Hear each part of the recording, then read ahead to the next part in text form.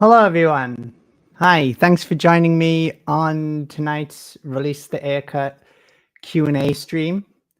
My name is Sammy, also known as SnyderQueen. We were going to do a watch along of the Release the Aircut. No, we were going to do a watch along of the Suicide Squad extended cut, but as we are very limited on time and as things changed with sort of the planning of like the trending event that sort of went live today, we're just going to skip past the watch along and we're going to go straight into the Q&A. So I'll bring on some guests for the panel. So first off, we have Just Ben by Day. Hi, Ben. How are you doing? I'm doing really well. Thanks for having me. Thanks for being here. It's great to see you. Release the Aircut. Hell yeah. Up next, we've got Jared from the Comics League. How are you, Jared? Good to see you, Sammy. It's been a while. It's been too long, my friend. Our next guest is the sort of star of tonight's panel that has seen the Aircut and will be taking a lot of your questions. So if you do have any questions about David Ayer's version of Suicide Squad, then please do put them in the chat and we will be picking up on those questions sort of throughout the next hour or so. I'd like to introduce Will Rowlands. Hi, how you doing? Hi, how are you? Great, Good thanks. to see you. So I believe you have something that you want to show tonight. Yeah. Is I'm that going to say true, that. Will? There is something we'll show everybody, but I'll save it towards the end. Right. Okay. So we've got something exciting coming up then. Yeah. So essentially for this Q&A, really, we just want to sort of, we were going to watch the extended cut of Suicide Squad, and I know Will doesn't really want to watch the theatrical version anymore. So we'll just sort of go into like the differences between the movies. It's not that I don't want to see it. It's just that the last time I watched Suicide Squad, it was the Ayer cut. So I don't want to tarnish the memory. That's true. I don't blame you, to be honest. As time goes on, obviously, I've been asked questions so many times over the last 2 years. It was October 22 when I saw it. So, yeah, 2 years ago. Mm-hmm. And people have asked me so long, and as time's gone on, I don't want to answer incorrectly. I don't want to give the wrong answer, you know. So I try not to pay attention to the theatrical clips that you see online. I want to try and remember organically, you know. You'll understand when absolutely. you see it. I hope that's someday soon. When you see it, oh boy, word choice. So to start it off, do you want to explain to the chat and us on the panel just like how you came about to see David's version of Suicide Squad? Yep. I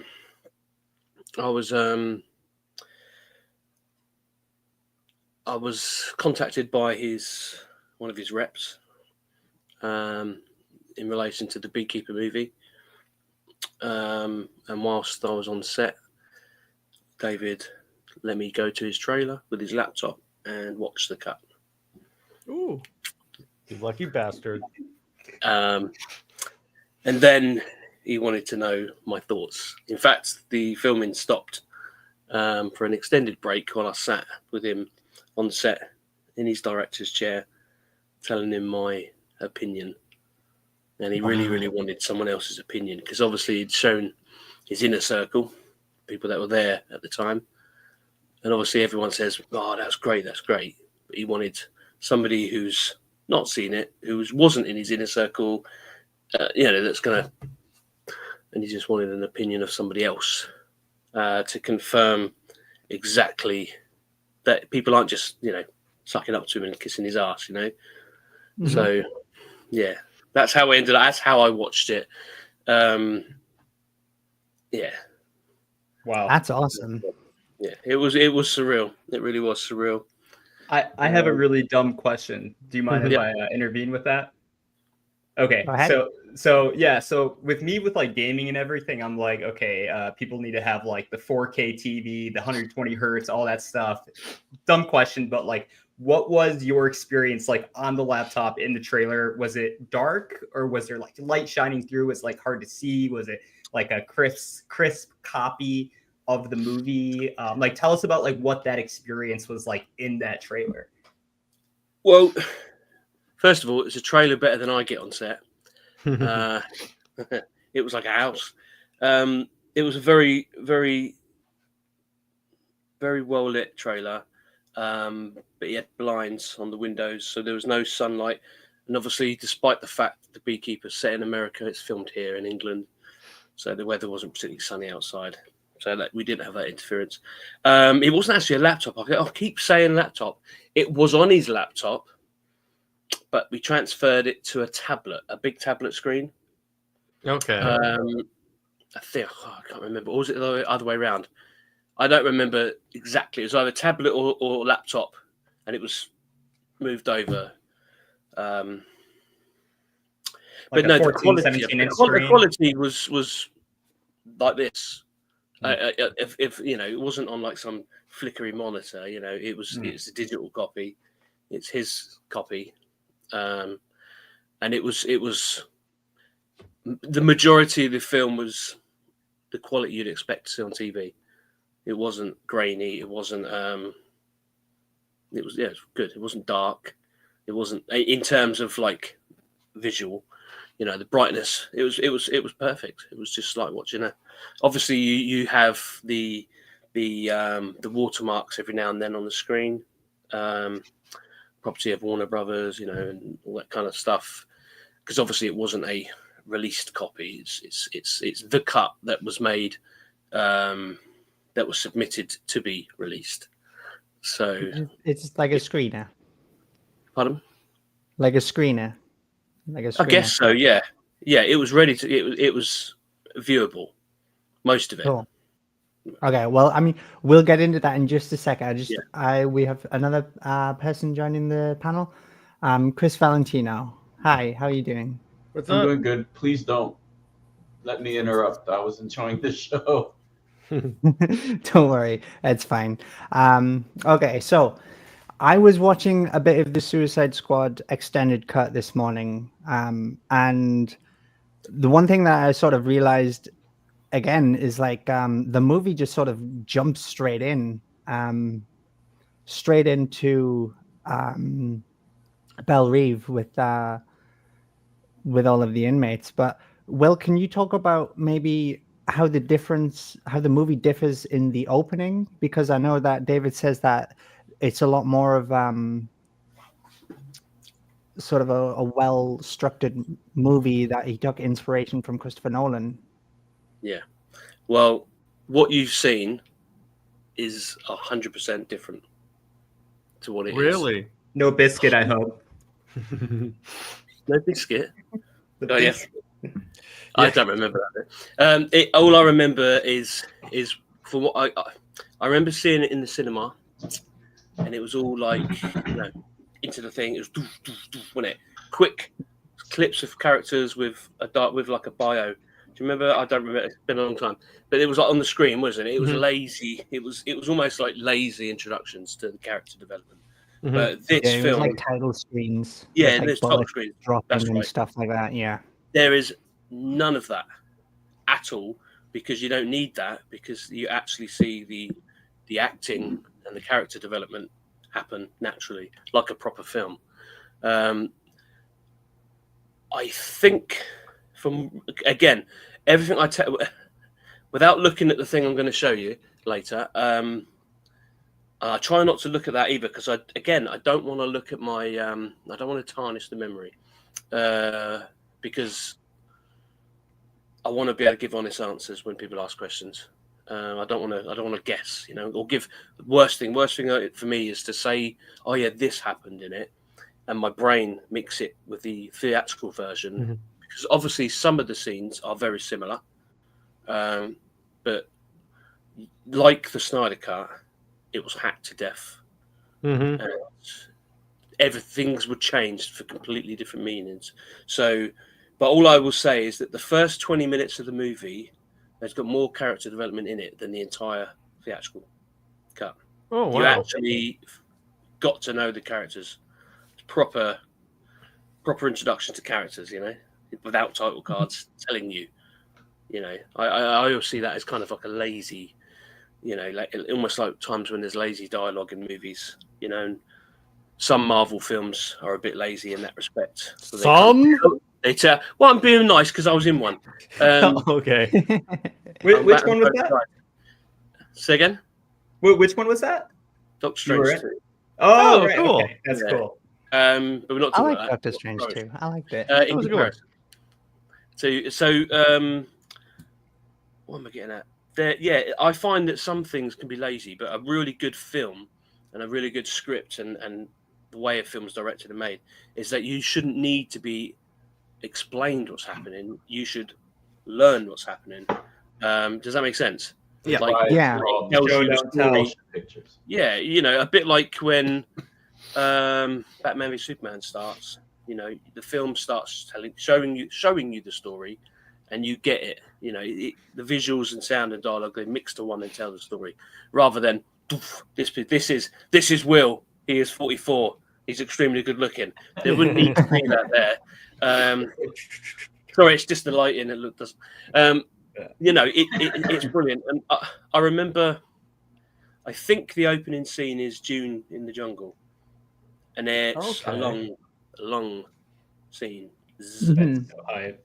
I believe I journey. remember you saying at one point. Yeah, it's Cara Delevingne as she's going through the Cara. Amazon looking for That's the statue.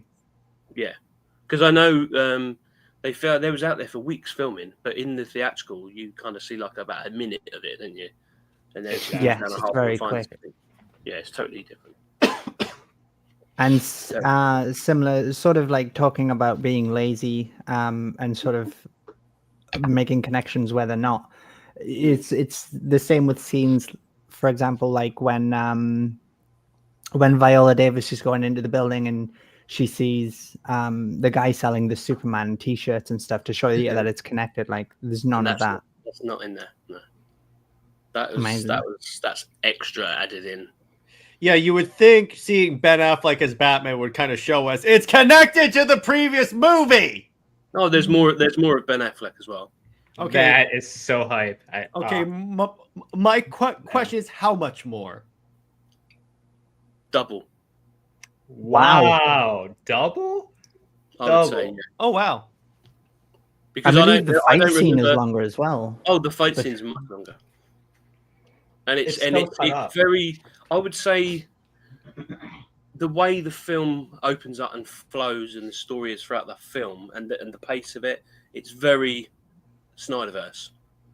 It's very in keeping with that grittiness. It flows more. Same like the original Wonder Woman at the beginning, when it's a bit more.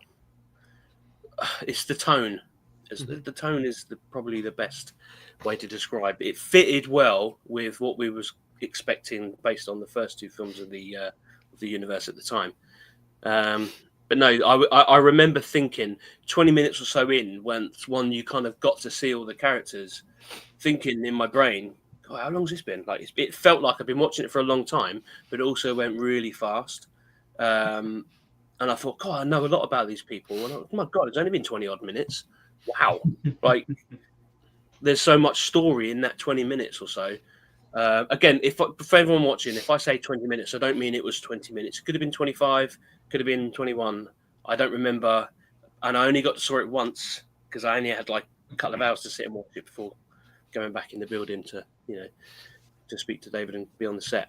So yeah, it was surreal. I remember pausing it at the beginning and sitting there and thinking, apart from the fact this trailer is like $1 million worth more than the ones I get given, one day maybe I'll get a nicer trailer. But I was sat on the sofa in the living room of the trailer, and there's a fireplace, sofa, table and chairs. That's so funny. And there's the kitchen, and then there's his bedroom and his bathroom in a trailer. Better than my flat. Yeah, it was really cool. And he had his own, what I noticed as well. Sorry to go off the film, but I think people will find it interesting. Well, when you say trailer, I think like trailer park, but you're explaining like a real, So it is a trailer, like a trailer park, but we're talking a modern one that's used for film sets. But with fireplace. And obviously, the Hollywood directors use, not the likes of us. You might get a chair somewhere. I had a trailer once, and it was like the size of this desk area. There's a mirror and a table and chairs. But I knew it. I remember sitting there thinking, like, holy shit! Like it's bizarre being on the set of the Beekeeper movie, right? And Excellent film. You're with. It's brilliant, isn't it? Twice in theaters. And like, same. I went from being on set talking to David and some of his Chris Long, his producing assistant, partner, and Owen, one of the guys who worked. I spoke to Owen, and he's cameraman on Instagram. He does the costume. He designed the costumes and made the patches for the Suicide Squad. Had all the things designed for the look of it, and I think he does that with most of David's films. But they've been friends a long time, and he's an Irish guy, and he lives in LA. So I got on well with him because obviously he knows England well and like the UK and stuff. So I know I'm jumping all over the place because as it comes in, I'm just. So what was I saying? So I was talking with them, and then I was chatting with Jason Statham, who is much smaller in real life, I thought, in terms of height. He's about my height, and I'm. We love Jason. He is exactly how you imagine him to be. Really? Yeah, he is him. He's funny. Classy guy.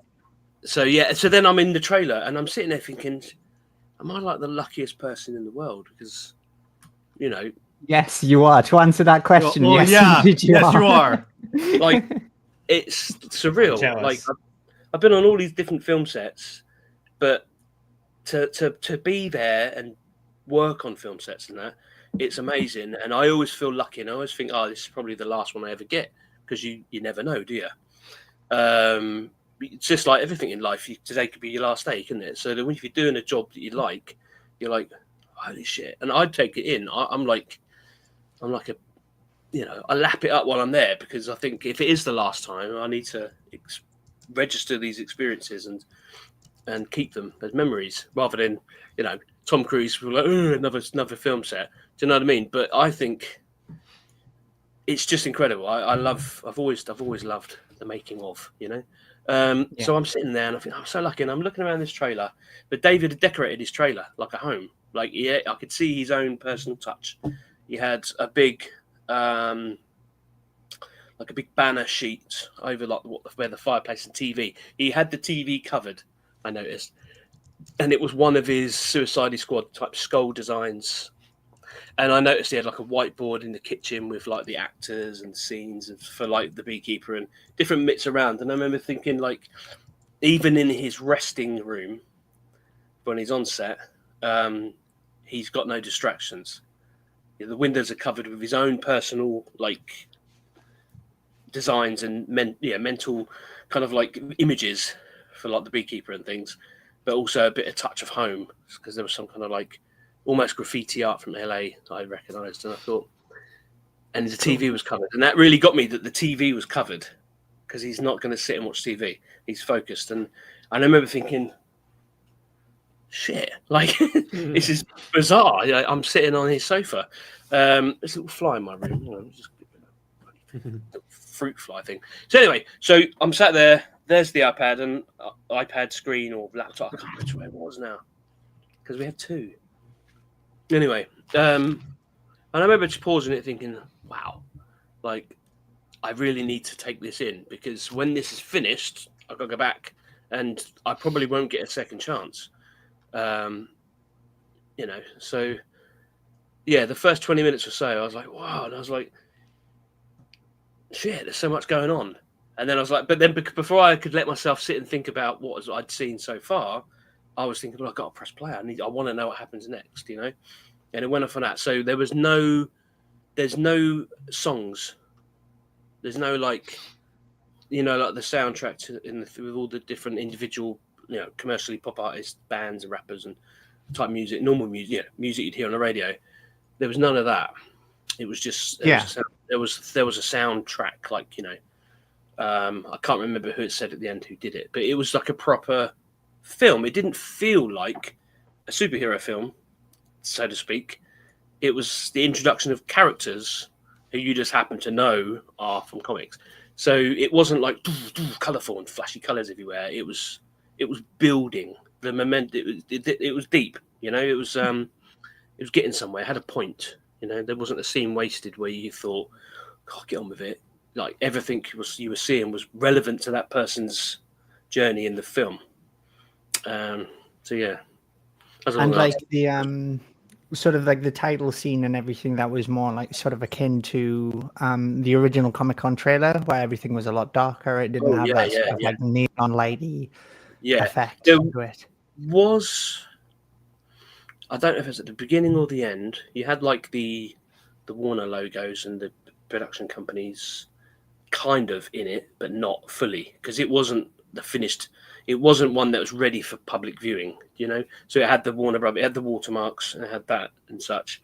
I can't remember if it's the beginning or the end where there was the Suicide Squad logo, and it did have some colours to it, but it wasn't so neon. It was more like toned down, in a bit more tasteful, I think, rather than the glaring. It was kind of, I felt the theatrical was quite. The color tone was too in your face, too like rah. It was relying on visuals more than the content. Whereas this, but they really wanted to heavily sort of copy off the success of Deadpool, and that's why they sort of went into that more neon sort of in your face kind of. It still looked nice, but it just weren't as full on. Right, that's cool. Because it was more like you say, the original trailer that we first saw. It was absolutely on that tone, 100%. Okay. So we've talked about the fact that Ben Affleck's Batman has essentially doubled the screen time in than what the theatrical cut is. And Maurice Joker in the chat has a question for you, sort of along the same lines of that, as like how many extra minutes of the screen time does the Joker have in the Ayer cut? Well, the Joker, like he's one of the main characters. It's I don't know how many minutes. I wouldn't want to guess the time, but he's extremely irrelevant to the story. Like extremely. He in the theatrical, he's kind of like someone Harley knows. Do you know what I mean? It's kind of he's an afterthought, and the focus is the the Enchantress. Yeah, that's really interesting because in the theatrical, it's hardly ever in. It looked weird, didn't it? The thing she was doing. But so that's not in the. It is like her doing. You can see what she's really doing. Okay. But no, the Joker point behind it. Oh yeah. There's purpose. Okay. Definitely a purpose. Yeah, because in the theatrical she is dancing, but there is a lot of. I'm like, why are you dancing? There's no explanation behind it. Well, when we get to that, I'll tell you what it is. That's like in the theatrical cut of Justice League when Steppenwolf is saying "mother" for no reason. I'm like, okay, why? Yeah. And we never see his mother. No. So the Joker is much more involved in the overall story, in many layers, I would say. So not only just from Harley's point of view, but the overall squad's journey to the end. So even that is an incredible difference, to be honest, because in the theatrical cut, as you say, Joker's more of an afterthought, and he's more used as a prop for certain scenes. But if you're saying that he's actually more of a integral character to the movie, then that's a huge difference on its own already. I mean, they did him dirty because what the performances you've seen of Jared as the Joker is good, but you haven't seen the full version. So the scenes you have seen, each scene you've seen of him, there is a much longer version before and after of that scene to create. And you actually, he's scary in the sense of like it's not a horror film, but you the way he plays it, you're drawn into the fact that this guy's a nutter. Like, this guy is off the hinge. Even the people that are with him are scared of him. People on his side are scared of him, you know, and he's horrible. He's not just crazy, he's horrible. Reminds You know? me of watching sort of behind the scenes footage, and I think it was maybe it was Chris Robin. I think he's the producer. He was saying that when Jared was on Charles set, Robin. he was in Charles Robin. Sorry, yes. Mm. When he was on set, he was completely in the character of Mr. J, and even then, he was like sort of unpredictable of what he would do. So the fact that he takes that into the movie as well, that's awesome.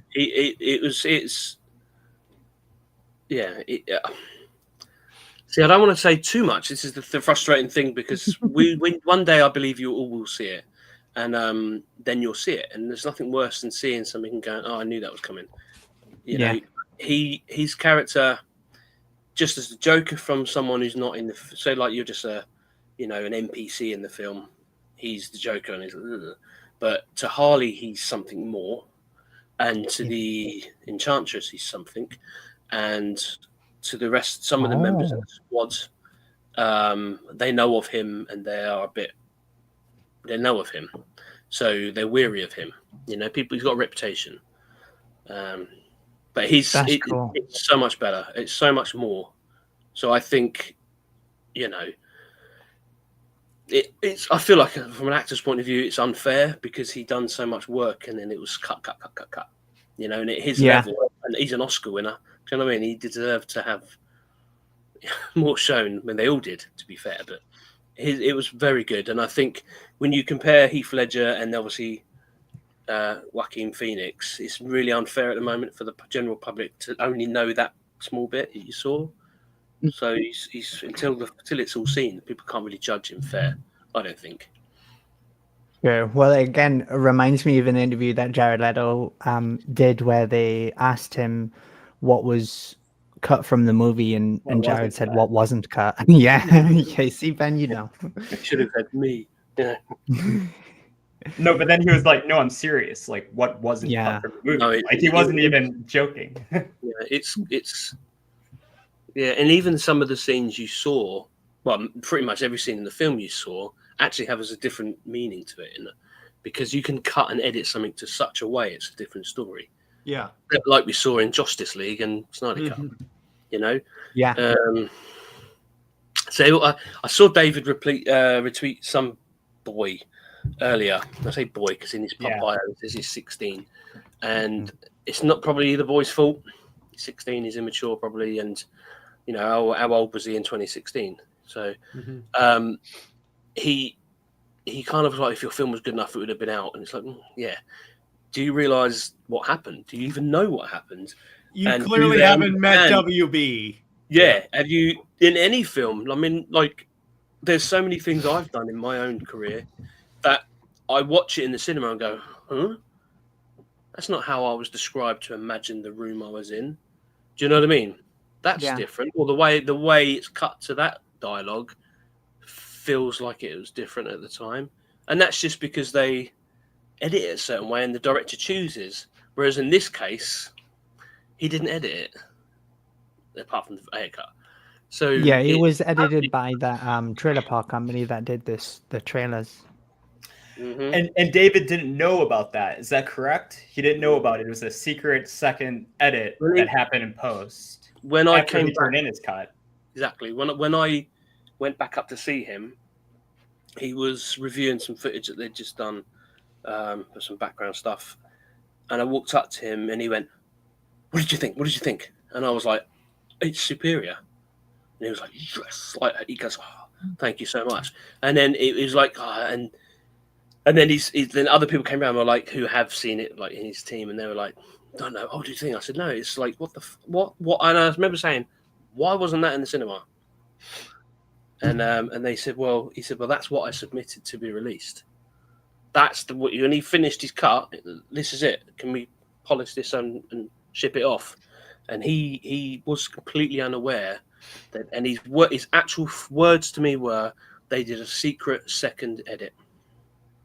So they have footage, chopped it up. And then he had to take all the hits from that. And So pretty unfair. much it wasn't until like the premiere when he turns up to watch it. It's like, what?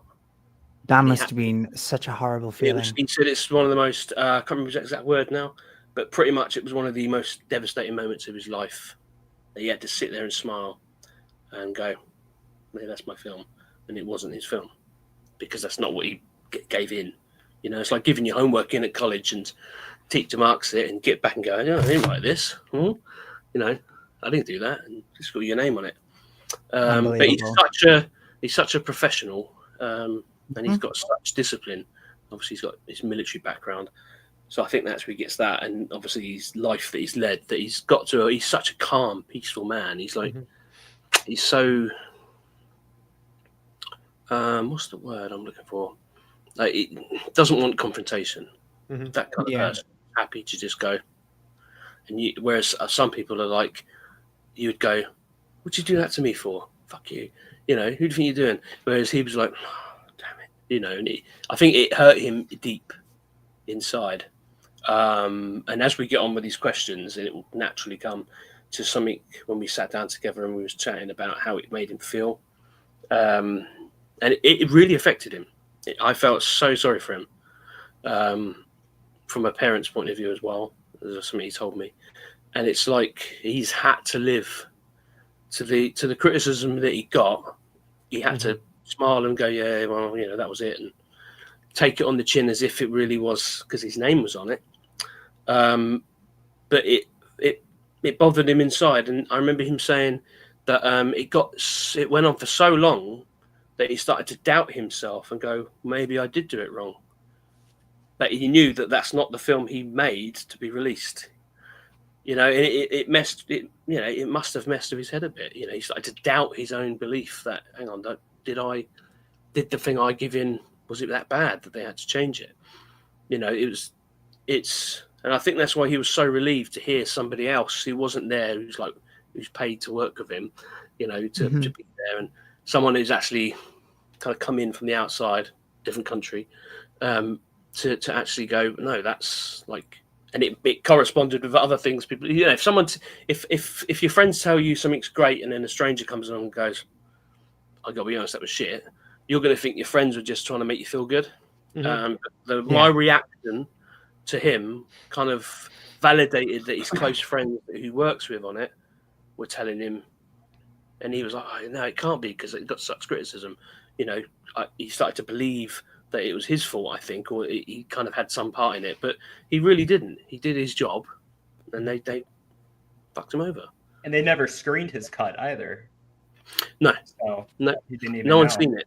Yeah, no, well, me and the inner people that helped you make it. You know, I think Chris has something to say about that. So I didn't.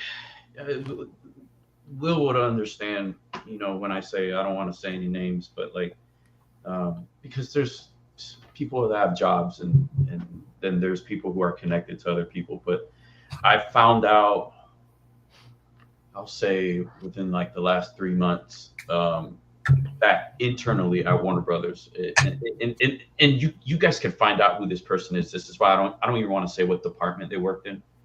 But there's people at Warner Brothers that were saying with confidence, like a sense of bravado, man, that movie was unwatchable, but they never saw it.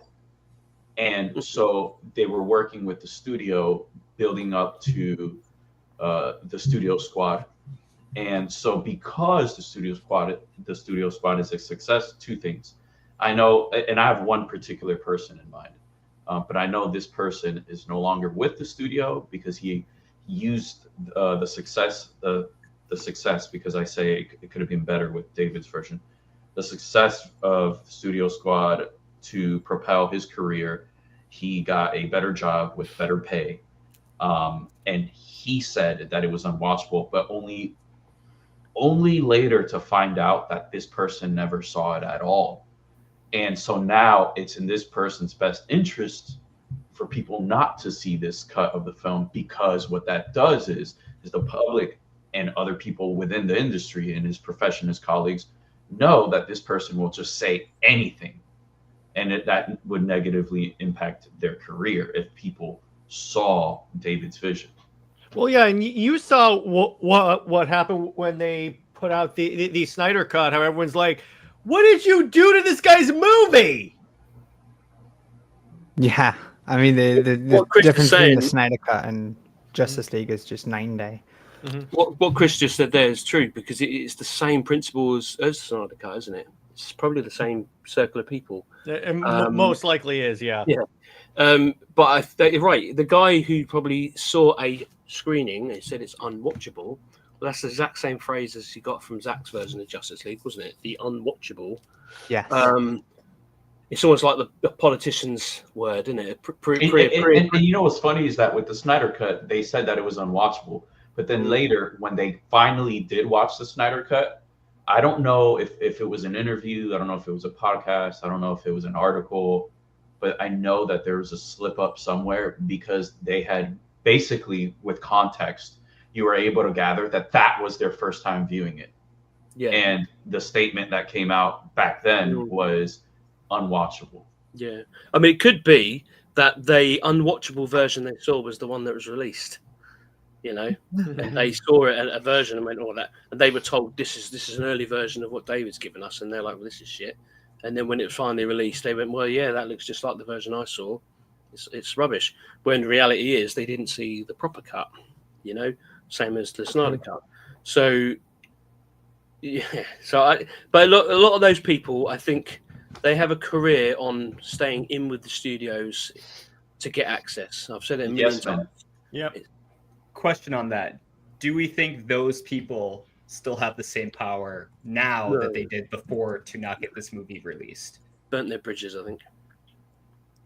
Burnt their bridges, because I think obviously the people who were involved in all of this, and they're no longer there, and it's different people, which we'll have to get onto that. But I think a lot of these people who have the access to do these updates that they've seen screenings and stuff, they know people take it with a pinch of salt now, because no one believes them. They'll say what they're paid to say or gifted to say. You know, and it's almost like politics at the end of the day. It's you know, they've got a news article to write. They've got a YouTube channel to talk on and report on, and they've got it's their brand at the end of the day, their social media brand or their media brand. So they've got to go with the flow, because if they were like saying, "Wow, I saw a cut and it was brilliant, but the one they released was shit. It wasn't the one I saw." Well, they're not going to get trusted again to watch a viewing, are they? Because they want, a bit like when you see, so and so watched it 5 stars, and you watch it and go, "That was crap." It's Access media. Yep. And I know someone who met not all of them Chihara afterwards, and they were too afraid to ask him anything. I can't call this person a yes man, because I don't think that's the case at all. But like the hierarchy is like the ruling fist is so real that even if there is someone who in private, like, we're in a video call or we're tweeting each other in private, we're like, yeah, this isn't right, blah, blah, blah. And then when these people are in front of this person, they don't say anything. They don't push against the narrative. They just, there's yes men who do it because of personal gain and personal interest. And then there's yes men because, and I can relate to this, because I know at some point in my life, I've gone along with something because I was too afraid to push against the grain. But, we get older and we get a really good sense for what's morally right and standing up for people. And especially like someone like David, Will described him perfectly. The guy, dude, that fruit fly that Will was slapping around, David would never do that. He would put out some juice for him. Yeah. That's true. But that's the sad thing, isn't it? It's the same in every industry. I think people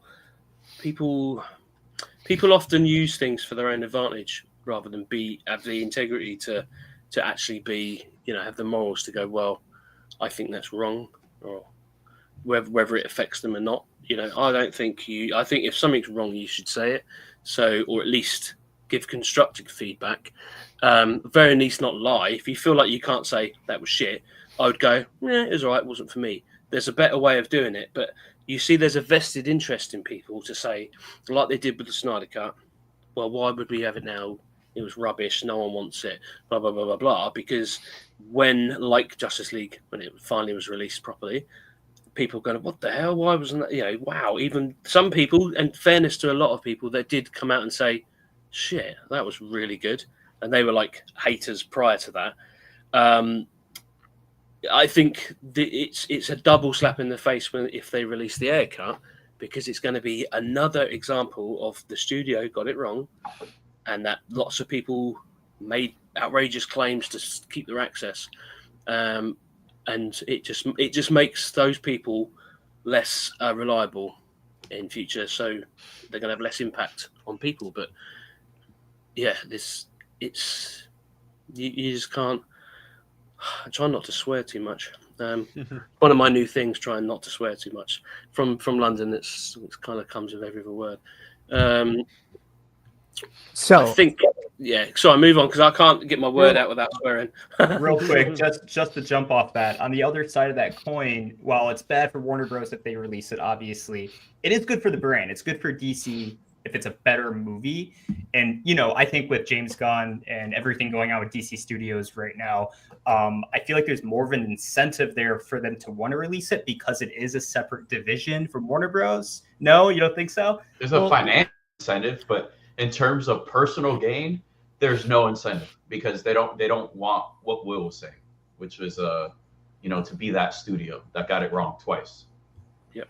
However, counterpoint, one of the things that I was thinking about this today, as a matter of fact, and I was trying to think of what would be a studio incentive to release it, particularly from like a DC Studios perspective, because you can frame it as, hey, well, not only that, because how they always say respect the past and embrace the future and all that stuff. But what you could do, the way they can, like, I guess it's a wrong word, but twist it, is essentially saying, hey, we're doing this, let bygones be bygones, and then we're going to move on to this new vision. There you go. The trouble is, with that phrase you gave was around the time of is the Snyder Cut coming out. That it's all politics. Whenever there's an election campaign, there's token slogans and token phrases that sound all progressive and they sound all fair, but the reality is it's just a smokescreen to make you think they've got the best interest in hearts of you, but they don't. When they say embrace the past, blah, blah, blah, blah, blah, yeah, that sounds great, but they still didn't want to release a Snyder Cut, did they? And the trouble is now, those people have all left, and now there's new owner. Now you've got James Gunn, and you're like, oh, brilliant, James Gunn will. And I think David believes that. I think he was promised, and even James Gunn did tweet, didn't he, that he's going to help him. Whatever he said. But the reality is, they're not going to want any competition whatsoever other than this new DC, because why would you? Because the very likelihood is that it will be better than yours. People will think, well, yours is shit. We like the old stuff better. And they're trying to pretend none of this ever happened, and this is the new, and this is what it should have been from day one. So we only want you to see mine.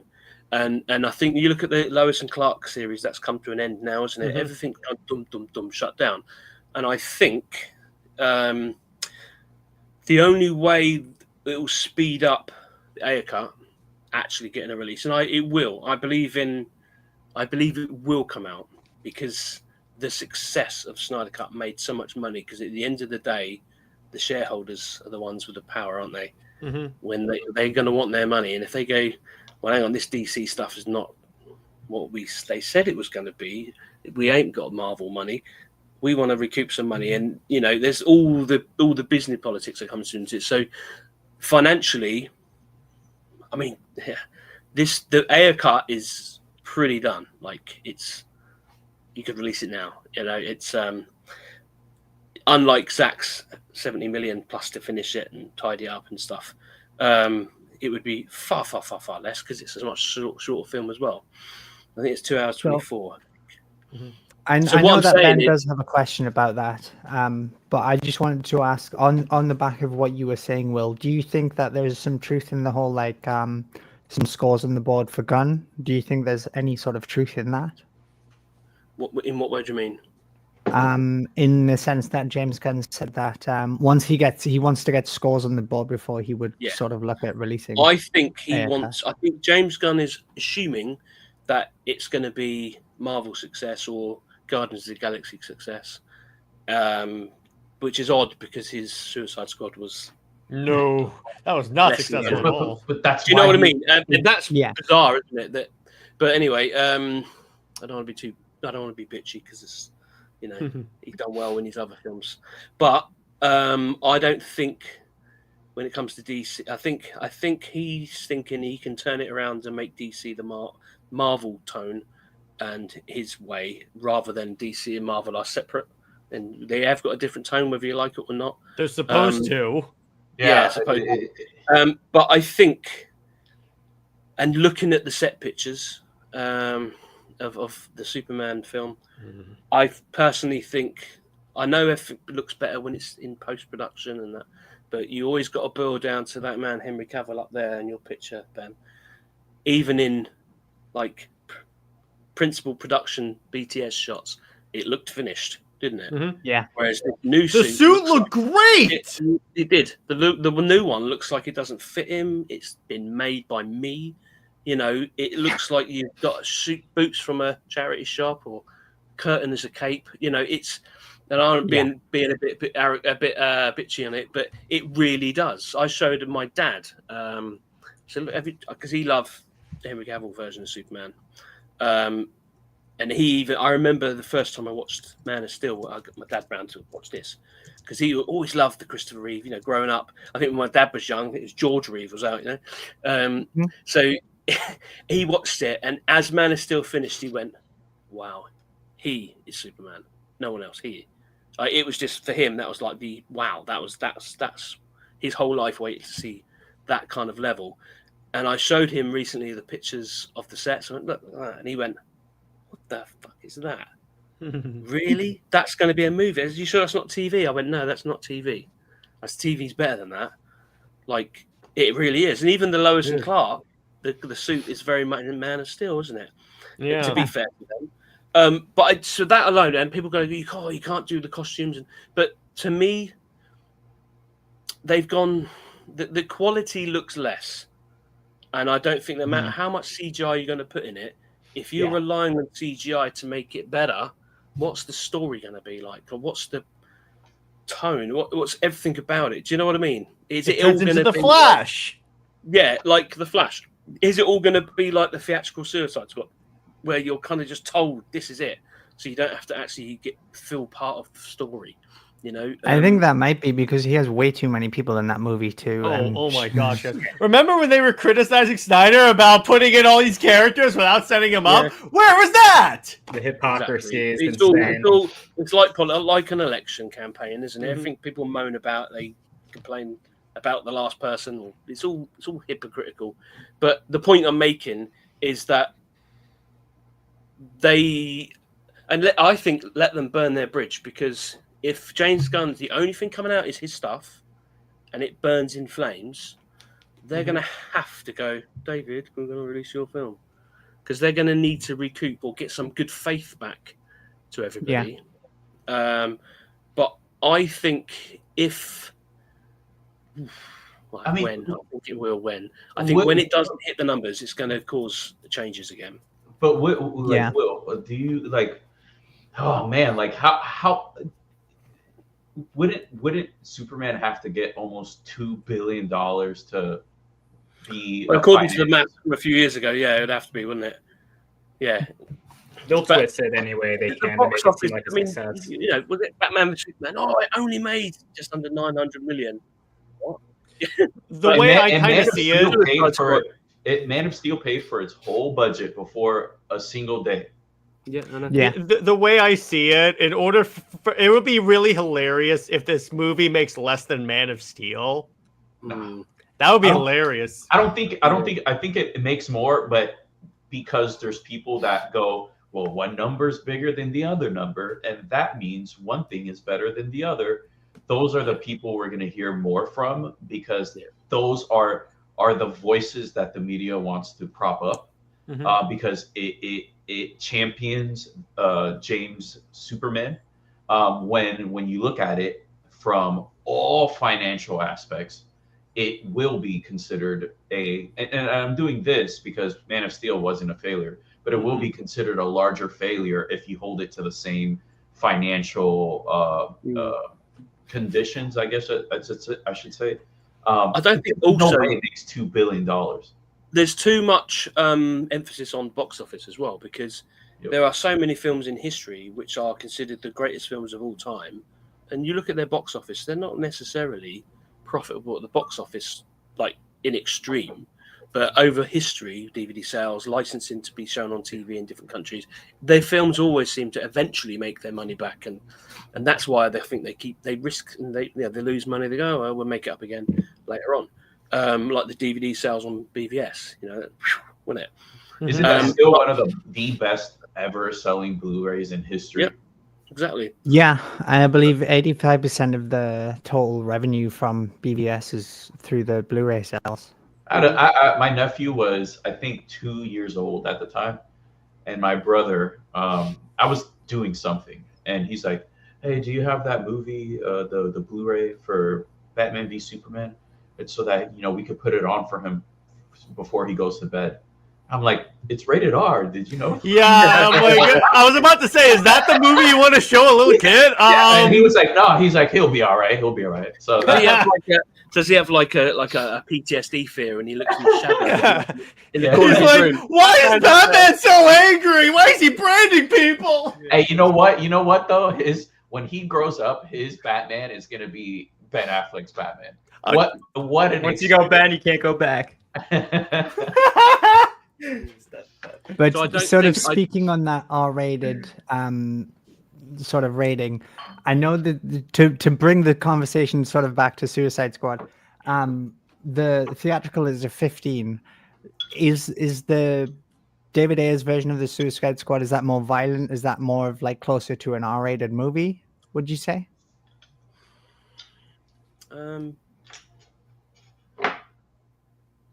To be honest, I don't know, because when I see violence, I don't think of anything. I don't think gory. It's just, to me, it's normal. So, and that sounds weird saying that, but I'm very desensitized to blood and gore. So I don't think. I think there was so much going in my brain at the time. I would say, like, probably it would be a 15, an R-rate. 15 in this country is R-rated. Don't think in our country it's either Universal, like Disney, or PG, which is your 12A parental guidance, or 15 is R-rated for you, and that's 15 years or older. And then we have like 18, which is obviously adult and only. I probably would say it's probably much more towards the R-rated in terms of what I would imagine a 15 rate would be, but you can never tell, because when I'm not someone that does that and judges how, I don't know how they grade something, but there's definitely blood.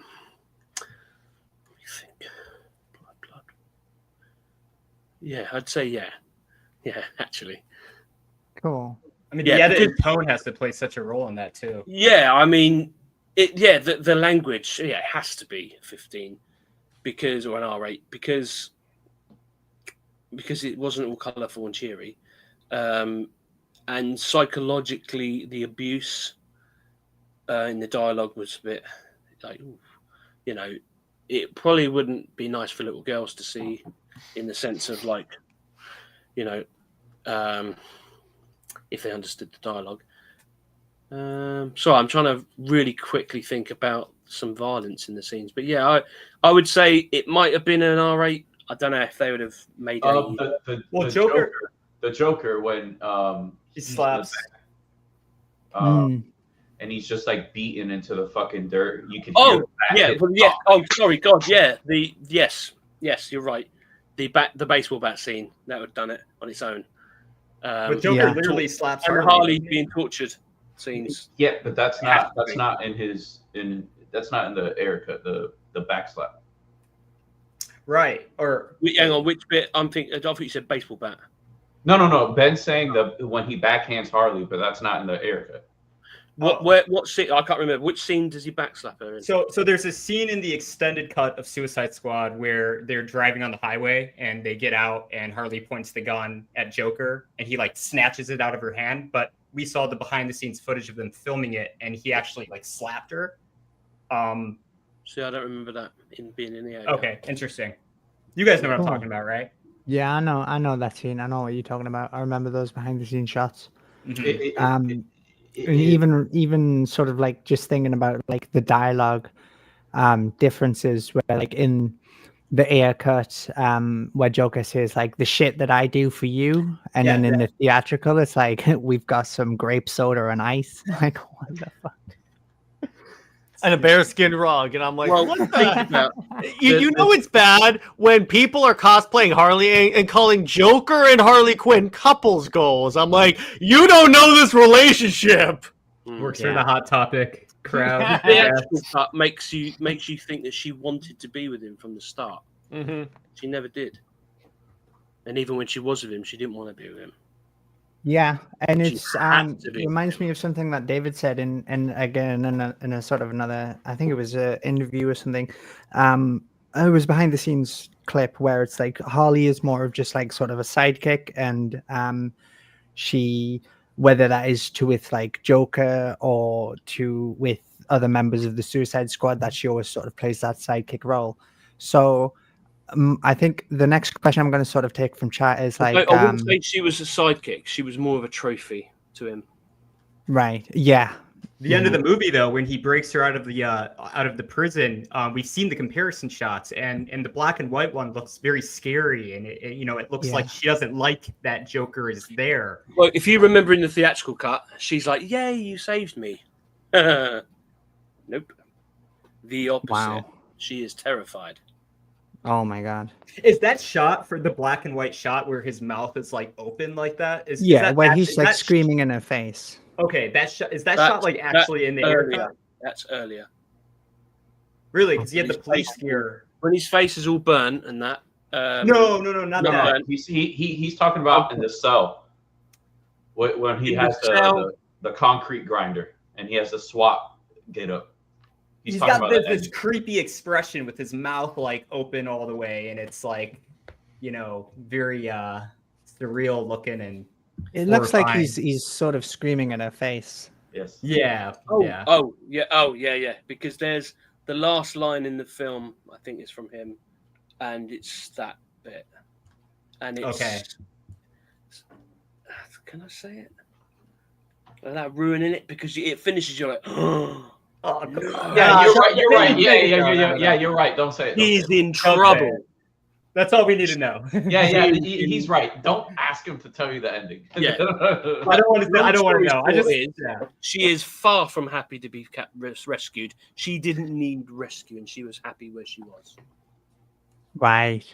And so that's sort of what I was going to ask a question on. We've got a question from Optimistic O's fan, and it's like, he wants to know, how is Deadshot's character arc affected by the sort of inclusion of a hookup with the Harley Quinn? Because they do sort of like partner up in the movie, and that's something that's kept more to the Ayer cut. It's not really in the Suicide Squad. I would say, in the Ayer cut, he sees her from a father figure. He sees her from a father's point of view, I think. Like, that's kind of how I understood it. Like, he sees her as what his daughter could be when she's older, like if she's mistreated by a boyfriend. In the terms of, like yes. It's not, but it's not what you think. It's not like they're going to be in a relationship. It's kind of like, and David said to me, because when I said to him, it's a very abusive, controlling, and manipulative relationship, and she is the victim of domestic abuse, is the best way to say it. And David said he wanted his daughters to see that even in a relationship as bad as that, you can get out, and there are good people that will help you if you need help. So the Deadshot character, in terms of him and Harley, he was like a mentor, and he was kind of seeing that she was, or her attitude, and that was more of a front that she puts on out, but really I think this is my interpretation, is that he saw her as, well, you can do better than this. You don't need to be like his. You don't need to be scared of him. You don't need to worry. You know, there are better people, and that's the kind of, and they obviously their relationship, friendship, kind of grew a bit to the point. Yes, there's a kiss, but it's kind of like, well, that was wrong. Like that's the kind of, like, from Deadpool's point of view, like, no, that's not what I'm. My interpretation, what I remember was, the kiss happened because she saw him as I think, like some girls, they're with a bad guy and then they see they got a hero who's trying to help them, and maybe then she wanted to latch onto him and kiss him in the only way she knew to show that her gratitude was sexual or that kind of way. When he was like, no, that's not why I'm helping you. I'm just saying. That sounds so complex. That's the only advice that they know. Much so more. When they get exactly. They she wanted to use her appearance of sexuality to thank him, or you know, or that kind of complex where she felt like that's the only way she should show appreciation, because that's the way she's been kind of beaten into it. And when you think about, forget the fact they're comic book characters, that's the kind of dynamic that happens around the world a lot with women and men and abusive relationships. And David said he wanted his daughter to see the fact that, you know, that you don't have to have a bad boyfriend, you don't have to have the abuse, you don't have to put up with abuse. He wanted it to be a lesson, something so that girls could feel empowered to have, and girls to feel like they can have a voice and they can say, no, this is wrong and I need help. And then he kind of got upset and was like, but all people thought was that I was sexualizing her. You know, and that's completely awful, man. And that's awful, bullshit. Isn't it? Because he's a father. He was not thinking that. The way he said that to me, it was like I could tell in his eyes. He almost welled up to a point, because it obviously hurt. Like I said earlier, he's quite a deep emotional person, and he wrote that, yes, to the extreme, because it's Suicide Squad, but equally, and like I say, it stuck with me. I wanted my daughters to see that they don't have to be in a really abusive relationship, and I wanted girls to see that they can get out, you know. And that, so his cut, where's that in the theatrical cut? There's none of that, is there? She's just a bimbo crazy girl. Oh well, he's my boyfriend, looking for a good time, you know, that bullshit. Yeah, it's not like that. It actually had meaning, and that was a core story arc throughout the movie, a bit like the Cyborg story arc throughout this, you know, the heart of the Justice League. I would say that kind of dynamic was the heart of that film. She's the heart of the Ayer cut. So David's movie is more like closely sort of like more the emancipation of Harley Quinn, sort of leading into Birds of Prey. Well, there you go, kind of and thing. That's quite telling, because when that Harley Quinn film came out, I think it was before I saw the Ayer cut, and I remember thinking to myself, like, oh, Margot Robbie, she's going along with the theatrical kind of element, and I thought, and I watched it and I thought, I personally didn't think it was very good. But now I've seen the Ayer cut, and the title of that film to me is more of a dig from her, that her character was changed in a way, but she has to go along with it now, and that's how she's perceived. But the emancipation of Harley Quinn was her finally escaping him and getting away and going away with him. She's not under his control. She's a independent, strong woman. You see what I'm saying? And this is why this is another group of people that needed the Ayer cut to never come out, because the Ayer cut was the emancipation of Harley Quinn. Yep, it really was. But then equally it was, and then he broke her out. And kudos to Kathy Yan, because Kathy Yan still came out in support of the Ayer cut. So she she is, man, she's I very think much they a knew. low artist.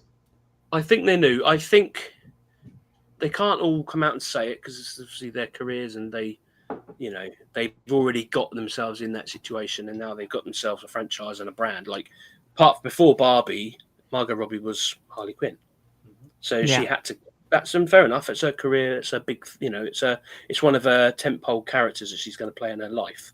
So she has to go, well, that's how it goes. And it's true, even in like any film you do, anything I've done, TV, film, it doesn't always be what you think it's going to be. And you go, oh, well, it's down to the studio and the directors and the producers. I did my bit. I did what I thought they wanted me to do. And if they go that way, they go that way. Yeah. But in terms of this, she filmed something different. And I think she had that kind of feeling with, like, from a girl's point of view of coming out of that abusive relationship and of that kind of like horrible treatment, that she was now going to be free. So I think when she wrote, because I think Margot Robbie wrote that film, the second one, didn't she? I think she had that emancipation in mind, but had to go with the flow of the character that the theatrical version created of her. Does that make sense? So she's in a way, for me, I saw that as like I understand now why they've called it that, because it's almost like by the way, I have escaped an abusive relationship, but without actually showing the relationship. When the Ayer cut does come out, how do you think Birds of Prey is going to? Is it going to work with the Ayer cut, or is it going to? No, it won't. A bit? It won't, because of the way the Ayer cut ends. Interesting. Because there's a big gap, like. Because she was all happy at the end of the theatrical cut and then happy at the beginning of her one, but don't worry about it. But somewhere in between there, I got rid of him and now I'm a free single woman. It doesn't end that she's happy and she's with him. It ends that she's like the way she broke away was kind of like he's got her back and she like, can't. You know, well, as James once said, canon doesn't matter. Yeah. Snyderverse. Oh man! So, yeah, hey, listen. I think we should all get on that bandwagon and just be like, absolutely, canon doesn't matter. Well, yeah, if canon doesn't matter, okay, all of Zach stuff is canon for me. All of James stuff is not. There you go. That's fine. That's my canon. I'm operating off of your rules, bro. That's literally comic books. There's 52,000 different versions. Let's do that. There you go. So, as we were talking about Harley Quinn and Joker's relationship, Sarah's brought a question from Twitter from Bulba Von C. How much therapy talking between Dr. Kunzel and Joker is in the Ayer cut? Do we see sort of a conversation where Joker manipulates Harley a lot? She can't be manipulated, which is why he has to torture her. Whereas I recall in the theatrical, she kind of started to fall with him in the interviews, didn't she? She kind of loosened up to him a bit, should we say? But I recall in the Ayer cut, she didn't. She was having none of it. She's professional, and she was like, "Okay, whatever, you're crazy and you're a nutter." And that's why you see the scene. You know the bit where she's tied down, and he goes, "I'm going to really, really hurt you." Well, why would he have done that if she was already softening up to him? So no, there is more. Oh, yeah, that makes a lot of sense. It weren't working, so it's like, okay, I'll just torture you and let you probe your head to reprogram you to do what I want. I think that fits more into the abusive relationship aspect too, perhaps. Yeah. She weren't interested from day one. I think it's like it's something that people don't think about, that that he made her, and then she was basically freeing herself from him, and it hurts. Here's the thing, like we've all been through breakups, and none of us here have been abusive, and I get that, but I mean we and I'm proud of all of you, but what we haven't done was have someone that we consider to have created detached from ourselves. So we've been through pain when we consider our other half to leave us, but it's not his other half. He is still all himself, but he created this thing, and he's like proud of it, and he's prideful. He's like, he made a trophy, and then this trophy got legs and was like, enough is enough. and wants to leave. And so that's where his drive to save Harley. God bless her. I feel so bad for her. Save her. It is very sad. It is sad. So you could say she became Joker's Robin. Holy fuck, I never thought of it that way. Hey, there you go. Yeah. So then, if he had to sort of like break her, kind of thing, I take it there's no kind of scene in the movie where Dr. Quinzel imagines Joker leaning over the table to kiss her, and there's not that sort of like larger Well, like an sort of idyllic imagination scene. family. There is a bit of that, but it's different. I think part of her wants a good man and that lifestyle, but it's a daydream, because the reality is, I see now, this is where my brain gets a bit confused with the other one.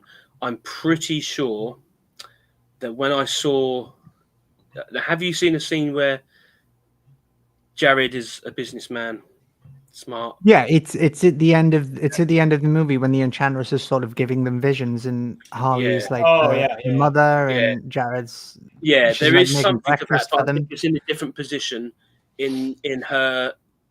I think that might be wrong now, okay. but I can't remember now. But I'm pretty sure it's kind of alluded to that she's so brainwashed by him, she thinks that that's what he could be, and Will Smith is trying to say to her, well, I can fix him.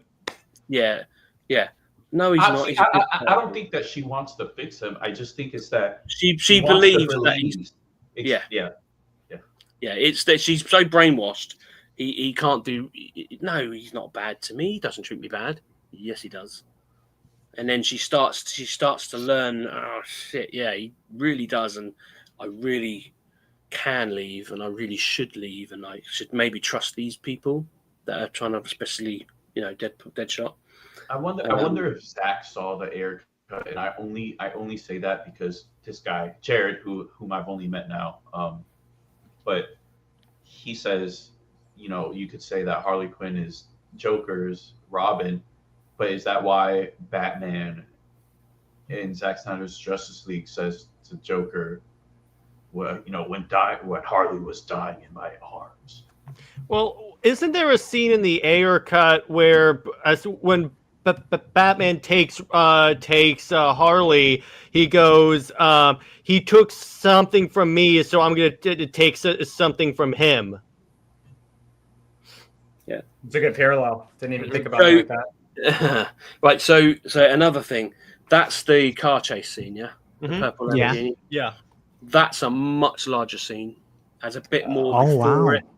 There's a lot more before it. There's a lot of stuff in the car before Batman catches up with them. And it's after the club. Yeah, because that's like sort of, that scene is just part of release sort of like this damn movie, introduction. please. I'm not asking for a lot. So people always say, like, in 100% respect for the Make the Backflip movie people, I'm on board for that. I'm not against that. I want that. However, I try to remind people, I'm like, there's a Batflick movie.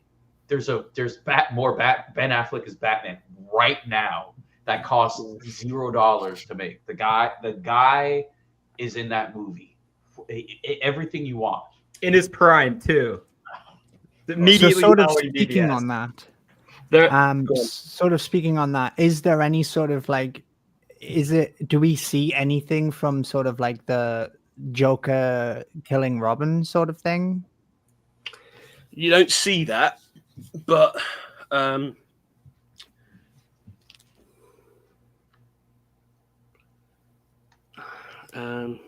to say, I don't want to say too much because I don't want to ruin it. It's alluded to that Joker killed Robin. Because they allude to it in the theatrical cut, in a scene that isn't in the Ayer cut, where they just, real quick on the title screen of Harley, it says accomplice to the death of Robin. Yeah. Well, no, there is a scene. David said that was Jeff Johns and that he broke canon with that. But why am I not surprised? And James Gunn confirmed that didn't matter either. Hang on, what is it? I'm trying to remember which way round it was, because there is a scene in an alleyway where... Is that where he's fighting Deadshot? Yeah, but there's front of something to do daughter. with there's something to do with his with Robin. It's something mentioned in that, I'm pretty sure. But when he's on the Lamborghini scene, there's dialogue in the chase with Batman trying to get in, and they're shooting up for the roof at him about when Batman rips it open, doesn't he? And It's ruining date night. no, well, date night was ruined already. Don't worry, they weren't having a happy joyride. They were arguing. Wow. Oh, okay. No. Because they're very happy in that scene in the theatrical cut. so They that's are. really But interesting. then, like a nice controlling boyfriend, he flips on her. He lulled her into that false sense of security where she's happy, but really he was angry at her for something and jealous. And Oh, wow. yeah, and Yeah, that's so- when he misses. He's not paying attention and misses Batman after them, and that's how he gets supposed to catch him. What? there's That dialogue in context. that Oh my bit. God. Where Batman is like, you something not you killed Robin or something, but he wants revenge. Wow. Of some sort. Again, I don't want to say exactly because I can't remember exactly because it's like I say, there was so much coming in my brain in that 2 hours and 24 minutes, and it was 2 years ago. But the Joker had as far as the haircut's concerned, Batman hates Joker because of Robin. Absolutely hates him, and he wants him badly. Do they talk to each other? Yeah. Wow. That scene you see where he's coming for the roof is longer. God damn it, Longer. WB. So real quick, so when they shoot the moon roof off, we've seen it in the deleted scenes where Batman blocks the bullet. That Right. opening between where Batman is on top of the car and they're driving, do they talk to each other through that moon through roof, the roof. sunroof? He's shouting at him. Yeah. Wow. They're having Okay. he's like dodging and he's shouting and he's shouting and he's shouting, and it's like it's almost. Oh, wow. three-way. Because that scene is over really quick in the Yeah, it's not- theatrical it's not before they drive into the river. Yeah, there's more. It's a longer chase scene. Wow. But I think the reason Joker, see, it's they're in the scene where she's dancing on the pole. It's just before that. It's just after that. Sorry. And obviously something happens in the club. And then she's in the car, all happy, and he kind of like the dialogue with Joker. He's like, he's going along with I'm really in a good mood with you. I love you. We're kind of like they're having fun together, but you can also tell that he's setting her up into the sense of security where he's now going to go and like attack her and berate her and belittle her. And then that sets up him leaving her when the car crashes into the water, right? 'Cause Joker's gone at that point. Well, Joker, similar to the theatrical, he disappears because he needs to escape Batman because Batman wants to pretty much kill him, I think. Yeah. But it explains why he Batman- got Harley. Batman has to then save Harley because he's not going to let her die, is he? So that's similar in that respect, but the scene is longer, and the dialogue in it tells you much, much more about their backstory and their history as rivals. That's what we want from the Ayer cut, man. Like that's it. Like Yeah. we want more Harley, more it Joker, doesn't more need a lot. Batman. Yeah, it doesn't need a lot, does it? It's just they have dialogue, and from what I remember, Joker kind of taunts him that he killed Joker, kind of Robin. He taunts him to the point. I don't want to say exactly because I don't want to be wrong and lead people down the wrong path, but the impression I remember is that he is taunting him that I'll kill you as well, type kind of like dialogue, whether he had him killed or led him to be killed, but it's basically, and Batman's like, I'm gonna fucking get you. That's the intensity we missed from Jared Leto in the theatrical cut. We need all of that. And that's kind of why I think, if you think about it in Snyder Cut at the end, when he's in crazy future, that he makes a point of saying when she's dying in my arms, almost like, it's not only me it happened to, it's someone you cared for, and that kind of plays off the haircut about as well. It kind of fits in better. But we know, like in BVS, there's the Robin suit, which is sort of like the graffitied over costume, is there? You might not want to say, but is there any sort of inclusion of like the Jokerized bat suit that was in the Ayer cut? Because I know there was merchandise of that was released. Jokerized bats. No, Oh. you don't see the Robin suit. No, The like only time the I- bat suit with the I wonder where that graffiti came and the from. Joker That's graffiti that's on. a really good question, Sammy. No. Does anybody know where that came from? Because why was that official if that wasn't in the movie at any cut? Yeah, because I remember there was a hot toy for that, I think. Yeah, I remember someone saying it was during the Enchantress hallucinations that the Suicide Squad members were having. Like you see a glimpse maybe of Joker in that graffitied batsuit, perhaps. I don't remember it, to be honest with you. I don't remember it. I don't know where that came from. I'm Then. not gonna. It's a Did great anyone I don't else know why they hear even that? released that. I think the when you just said when Enchantress, she in the film, she's more of her in the film, obviously, of her manipulating people to get to her goal. So she used her enchantressing, funnily enough, to get into their heads, and I think she gave Harley the vision to be with Joker. Okay.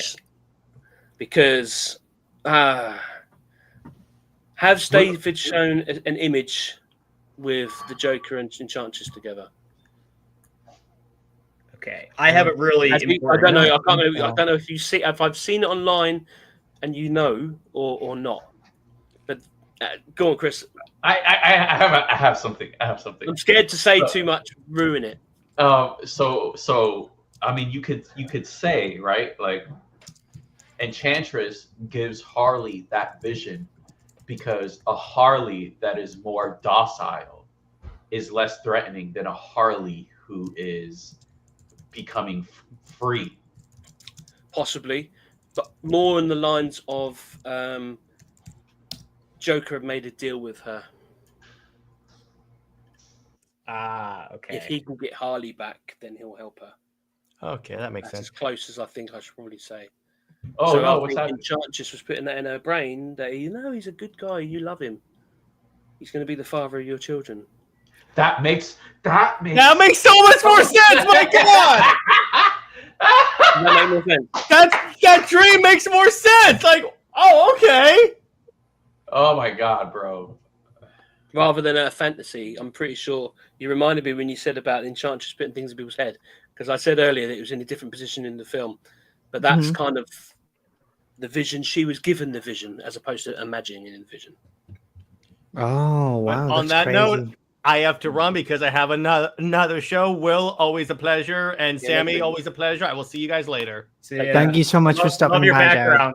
Love all Thank your you. comics and everything. Thank you. I like Thank that. you. Does that say Dawn of DC on the back of your chair? Was it? It's the hoodie. Yeah. Good There you comic go. run. I'm enjoying it. It was, yeah, exactly. And It's DC all in now, but Dawn of DC was good. hit me up. We'll hang out. Yeah, let's do it. I All right, got I'll you back. Yep. I'll see you. Thanks, Jared. So I'm going to drop the link to Jared's YouTube in the chat. That's Jared from the Comics League. You should all go and subscribe to him. So I have another question. One again that came from sort of like the chat. We've seen sort of like Batman's in the movie. There was the Flash arresting Boomerang in the Suicide Squad. Is that in the movie at all? Is there any other Justice League members in at all? No. Okay. I have a quick one. Fair enough. Really, I think I speak for a lot of people when I say we're all really wondering this. But in the movie, Enchantress is turning those soldiers into I don't even know what. We've seen the concept art. It's something different, maybe a little bit more grounded. Can you speak to maybe what you saw in the Ayer cut as far as that is concerned? Would you remember earlier I said the dance? Mm-hmm. Well, she's a witch. She was doing a spell. She was changing people into things to be like demonic-y, soldiery type to help take over. And they were not parademons. They were not. They were monsters, basically. She was turning normal people into some monsters to build an army. Okay. To help her and her brother, who she was trying to get back, who you did see in the theatrical. So it looked probably similar design then, as far No, as what no. was in the theatrical? It was in the theatricals. It looked like she was dancing with like sparkly lights, didn't it? It's not sparkly. It's like dark and whirly. It's bit more mystical, like a bit more grounded, less glittery.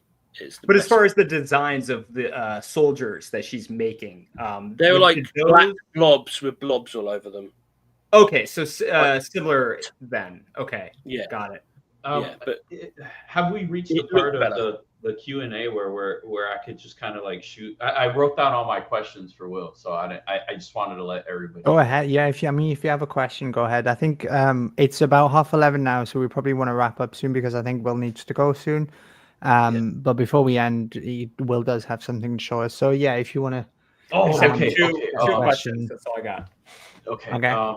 So I've tried to very specifically have stuff to force you to say certain things, Will, because I want to hear you say it, and I think people will love to hear this stuff. Can you tell us about an interaction between Joker and Griggs that you think is different in the Ayer cut than Joker and who? And Griggs. Which one's he? The fucking hilarious guy, the one who's at the casino betting and losing money. The guy from the prison. Is that the one that he puts in the chair and he's like, I want to show you my toys? Yes. Delete my laptop if I die. Yes. Delete my browser history. Yeah. That guy. He's in like a white suit. Joker kind of like slaps him in the face a little bit as he's like sat on top of him. Yeah, he dies. Do we see it? Yeah. Oh, okay. Baseball bats. And I'll just go really quick because I didn't know his name was Griggs. To be honest, he's not a very important character. He's one of the few comic book characters that, because Marvel likes to force comedy. Griggs was just he was hilarious and he was perfect for that role. I mean, like I say, I don't. If he was in it, I remember a guy in a white suit, and I remember a guy that was kind of like he was thinking. I think Joker used him to get a means to an end, rather than the guy thought he was getting something from it. And I think he was murdered. But it was in comparison to the film, it was so insignificant. It was more of a plot point to use him for something. Well, that was Ike Barinholtz for anyone who wanted to know.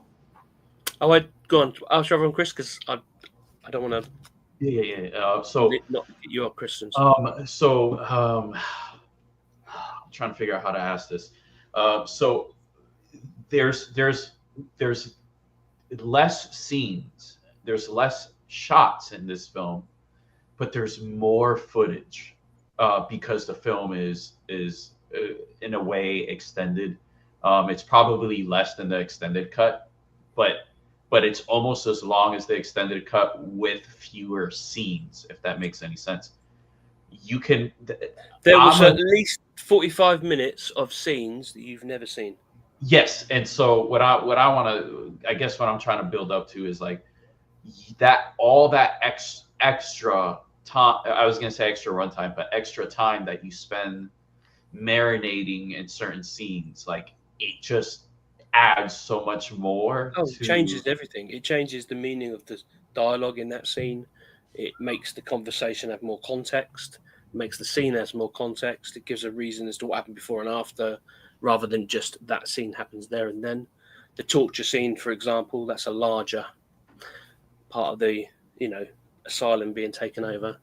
And a big question I wanted to ask you was, I have two left, but I'm just going to ask you one. The one that's ask me both. It's fine. Oh, okay. The music, to my understanding, it doesn't have the score from Steve B. Price. It has other music. So could you say more about the music that's there? All I remember is that they had a soundtrack. It had a proper score, like Hans Zimmer has a score in the movie of Batman Man of Steel. Can I? Yeah. Okay. So it's not pop music; it's a score written for the film. I'm sorry, I'm really excited. Go on. Did you notice that there's, or did you notice if there's any differences or discrepancies between the Ayer cut script versus the Ayer cut the film? What script are you talking about? Honestly, if there's different variations. Well, there was some online, wasn't there? The one that both you and I had, that one. There was a draft that was released online, but David said that was an early draft.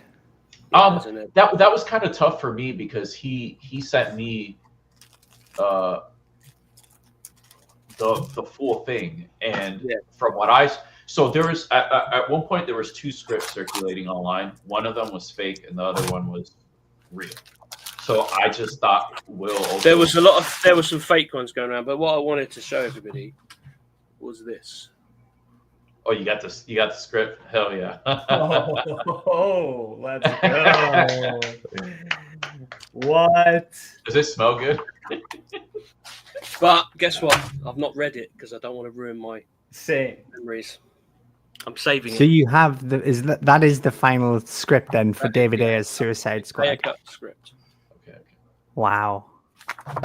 And that's why I've not read it because I don't want to. I want to be as honest as I can from what I remember, and not tarnish my memory of what I saw. Fair enough. That. So I don't know if some of the things that were online, some of the things online clearly weren't in the film. Some of it I've seen online was in the film. Whether that's from the final version or a version. But all I know is that the Ayer cut was the final, the mature cut, as he called it. That was ready, finished, done. This is what I want out. This is what you've paid me to produce and make for you. So, I mean, there's so much. I've like Scott Eastwood. His character had so much more of a role in the movie. Like the soldiers became the Suicide Squad too. Wow. That's yeah, the other because they're hardly in the movie. In the movie, they're kind of like the soldiers and then the criminals, and the rivalry. But they become a big Suicide Squad. Of such, they learn to respect each other. Again, like a teamwork thing, and it's really good. And Scott Eastwood's character is a member of the Suicide Squad, as far as I'm concerned, because he had a more of a meaningful role. He was in like 2 scenes, and they each lasted like 2 seconds. And you're like, hang on, this is Clint Eastwood's son. Come on, surely he's got more than just 2 scenes of just his face. Do you know what I mean? He has dialogue, he has interactions, and he has a character growth with a particular character as well. I'm pretty sure Zaslav said some smart ass shit about Clint Eastwood at one point. I'm talking right as he got into Warner Brothers. So I don't know if any of that played any familiar. I'm not really sure. He was saying we don't owe anybody anything. That this is show. Yeah, because Clint Eastwood wanted to make a movie, and in the old days, Warner Brothers, they would just give movies based on names and stuff, and not really on script and stuff. I think that's bearing on this film, but I think it's not fair because obviously Scott Eastwood lives in his dad's shadow, and it's a massive shadow, isn't it? And he's brilliant, isn't he? He's still going now. What is it, 92, isn't he? Or 93, and he's still going.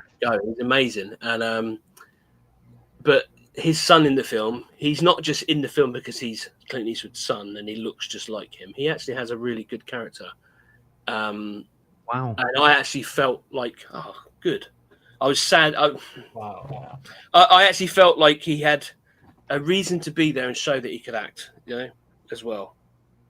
And it was good to see. And you think, oh, he done good. He was good. He actually was a reason he was there, not just that, his face being Clint Eastwood. It's so different than what we saw in the theatrical cut. Yeah. It's hard to even comprehend. just like there were so many things. Like, you know, there's that scene where they're kind of dancing together, and she's got like the black and reds checked. Mm-hmm. That's not in it, but you see the outfit. You know, when she's opening the box. Oh, wow. She pulls it out and goes, nah. And then she pulls out. That's cool. It's that, do you know what I mean? It's there, but it's not how you saw it. You know. So you said there was a lot more like sort of like character development early on in the movie. Oh, Is there any sort of like backstory for Joker at all in the movie? Like the way that he's introduced, do we get any sort of like extended backstory for him? He's already in prison, I think. He's already in the asylum. Oh, he's already there. He's already a known criminal. And obviously he escapes. So very much established in the same sense that Batman is. Yes. Yeah. That's exactly what I was about to say. Go ahead. They're already. It's in that world, and the Suicide Squad enters that universe, and that's how obviously, you know, at the beginning he fancies Harley and wants her to be his girlfriend, but she's his doctor. You know, and he makes her into his girlfriend. He needs a machine gun. It's hard because I want to say some things, but I'm really biting my tongue. I mean, you can say a little. There's so much. Yeah, I know, but I don't want to ruin it. Yeah. Because can you imagine a Snyder Cut came out and we all knew exactly what was going to happen next? I have a question that might help you be able to expand on that. Okay, so I think we can all agree that Jared Leto's introduction from the Comic-Con trailer at the end was just like such a mic drop moment, but it's also so different than what we saw in the theatrical cut. I mean, the lighting is different. The performance is so much better. In the movie, it's filmed like a TikTok video. All the impact is taken out of it, right? Yeah. It's day and night. So my question to you is, what is another moment like that, where it's like, it's the same scene, but it's completely reshot, that you saw in the Ayer cut, that you're like, this moment hits so much better than what we saw in the theatrical cut? It could be either more of Jared Leto's Joker, or it could be someone else completely. But I would say the moment that sticks out to you. There's more relationship with June and Flag. Much more. Much more. They, you know, there's some love there. But I would say a bigger scene that it's almost like the lens in the theatrical goes like that, and you see who else is there in that scene, and it's the end scene where the Enchantress is doing that thing, and they all confront her, and because there's someone else with her. Oh, okay. Is it start with a J by chance? Could be, because don't forget, she's helping him if he helps her. Wow. Diablo lives, whereas in the theatrical, Diablo unfortunately dies. Yeah, that I think I can't remember the theatrical, but I remember Diablo's backstory was expanded, and you saw more of it, and it affected him more throughout the movie. Because Harley really sort of taunts him about his backstory. Who? Harley what? Harley sort of like really taunts Diablo about his backstory, especially like when they're in the pub scene. The pub scene because he killed his family. The pub scene is much different. I think it might be in a slightly different position in the film. I think from what all the scenes before it was longer, so it felt like a different place. The helicopter crash was different. I will say the scene with the helicopter crash is much larger, and that's pretty much the only scene that's not finished CGI wise. So how much do you think would it be to finish the CGI and to finish? Wait.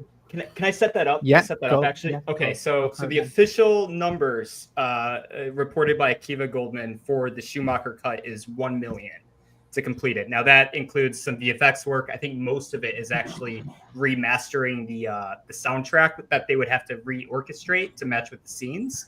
So my question is, on a scale of Schumacher cut 1 million to, let's say, 10 million, what number, based on what you saw, do you think maybe would encompass finishing that movie? And I've already spoken to Chris about this, so I have what his number is. I'd be curious to know, like, if that matches up, what he said with what, your opinion is.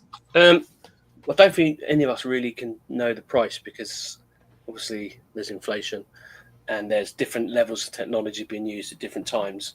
So, but based on the version I saw, it had a beginning, it had title cards, it had a soundtrack.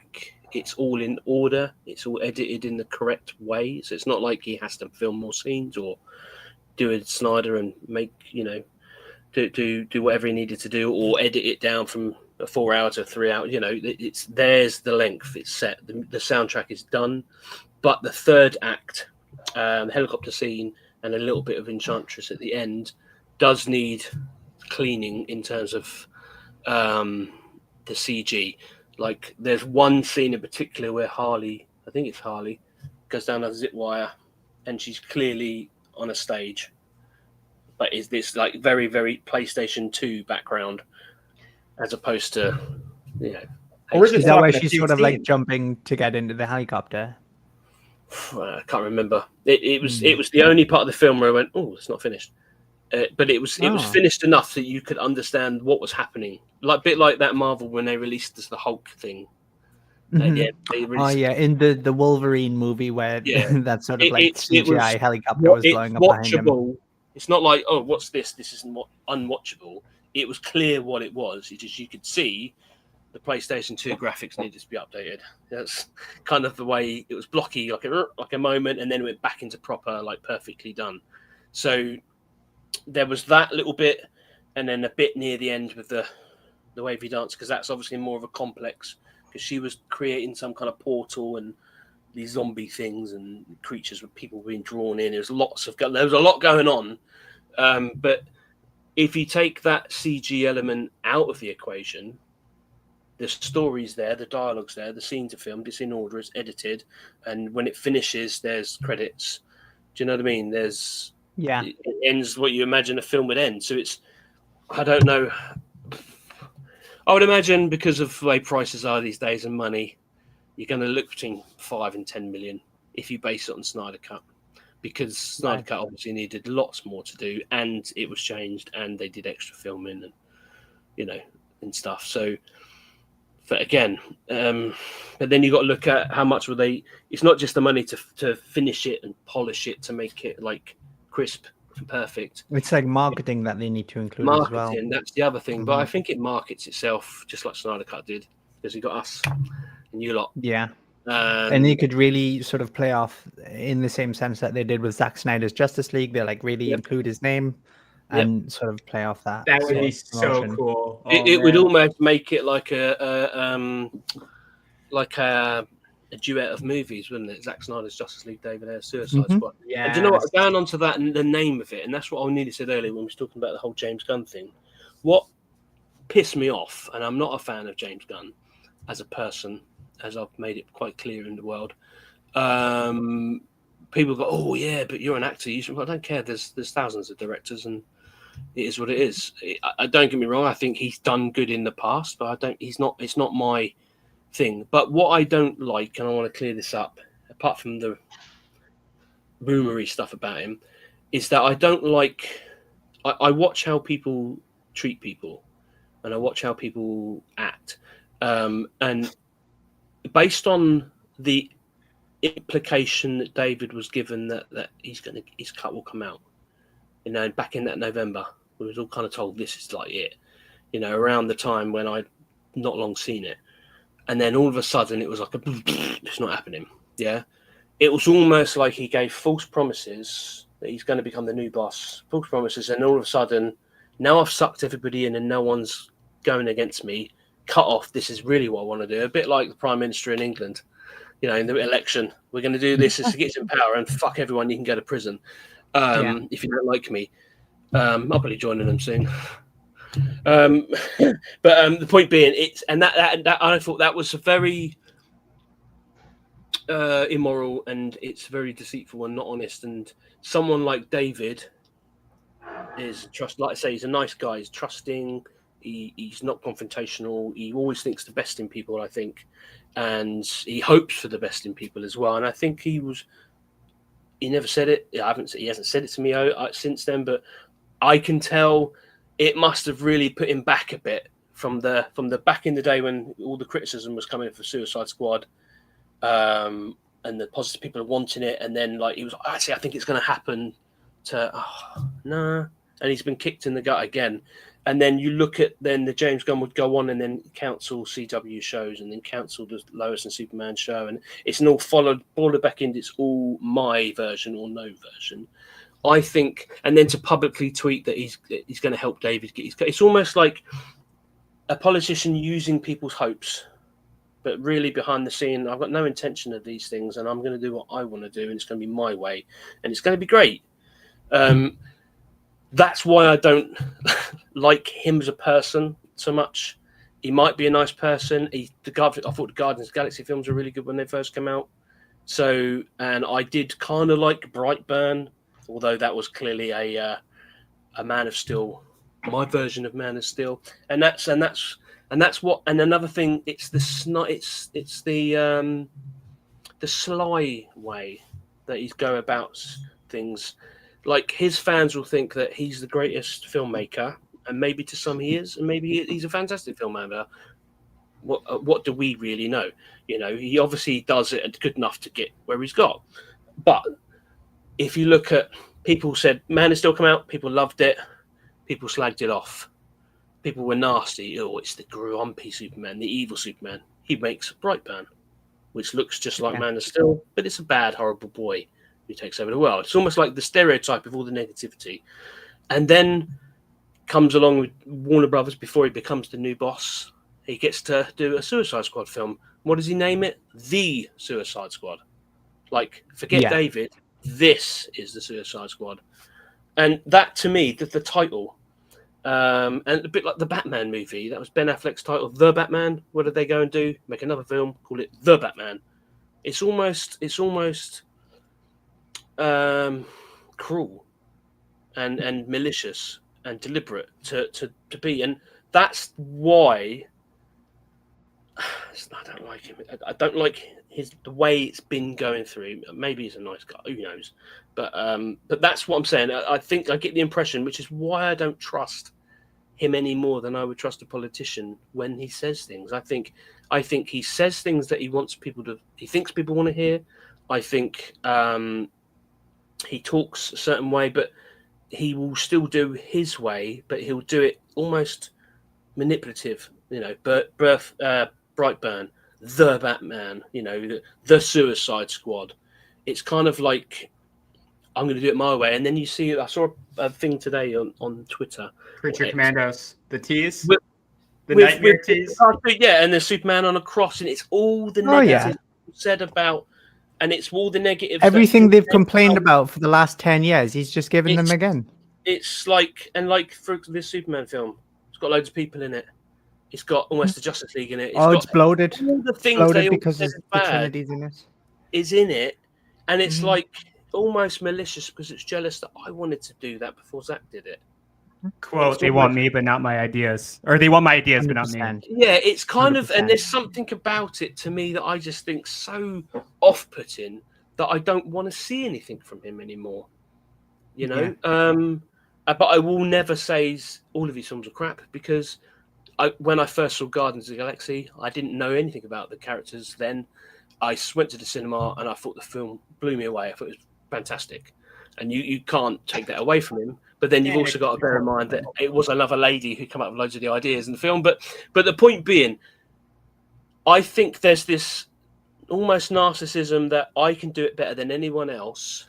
And all the things I moan about, I'm going to do them things my way, which I think is hypocritical. And I think you shouldn't be a hypocrite.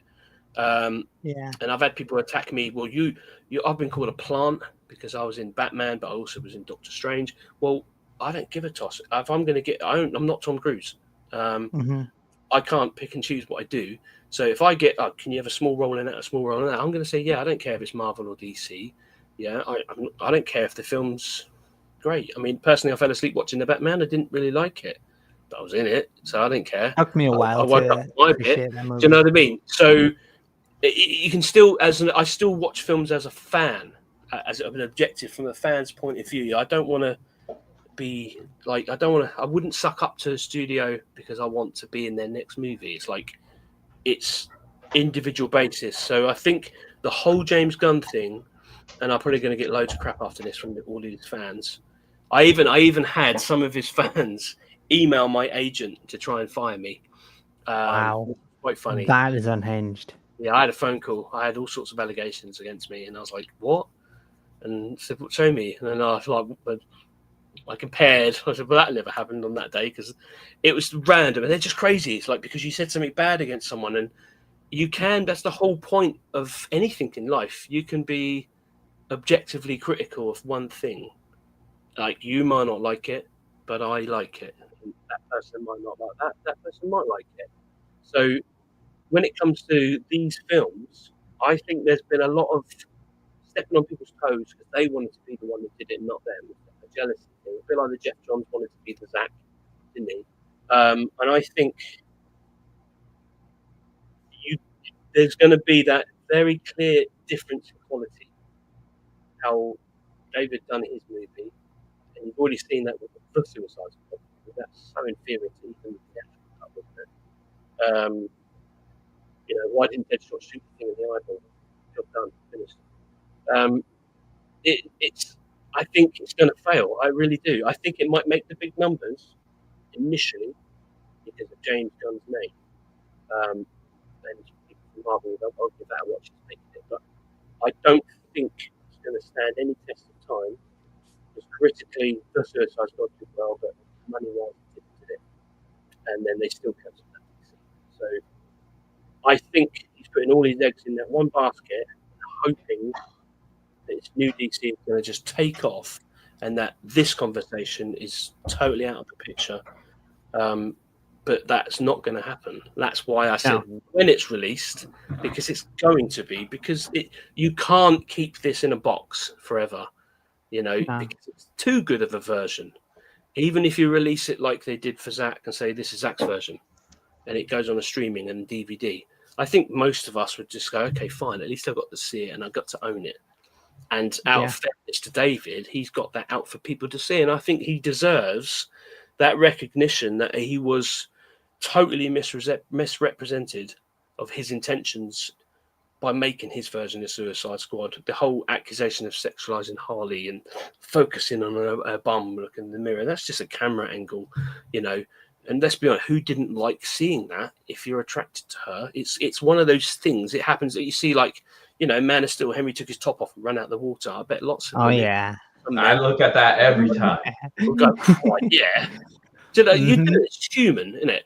But that took the story context out and just used it as a simple visual. So I think all this new stuff is a hindrance in the progress of getting this cut.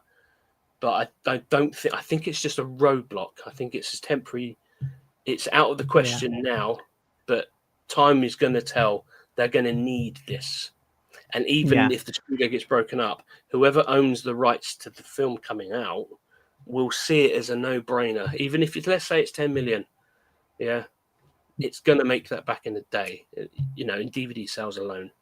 Yeah, not. And thanks to the sort of strength and determination of this community, I don't think this conversation is ever going to go away. Really, no, it's not going to go away.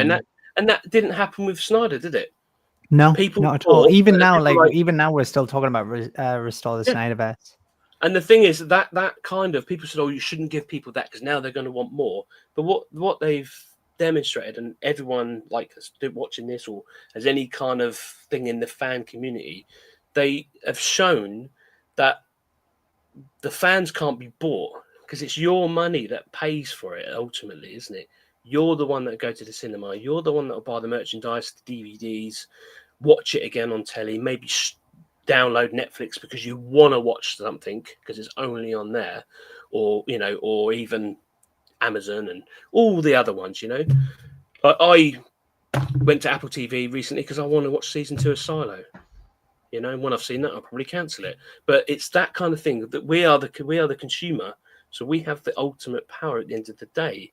And I think that it always comes back round with the power, because when they struggle and they need to make money for that quarter for shareholders, like the Snyder Cut, it showed that whether they wanted to admit to or not, and they still didn't admit to wrongdoing, really, did they?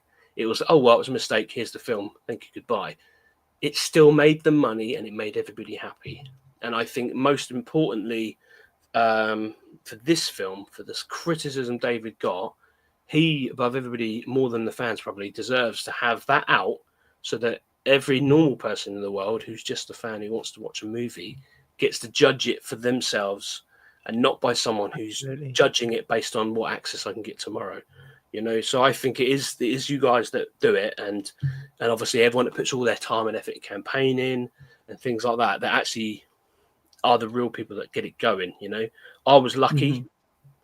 I am lucky. I get lucky in things, but it doesn't mean like I want you all to see it because it's so good.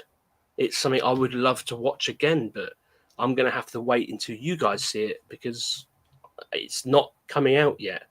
You know, so although I don't think it's an imminent thing, like David tweeted today, it's going to be one day, but it has to get past James Gunn's stumbling block.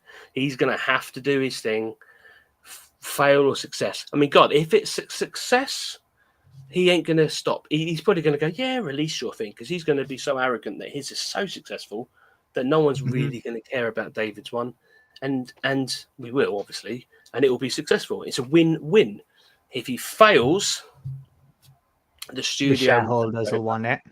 Everyone's got a boss, and it'll be, well, hang on a minute, this sucks.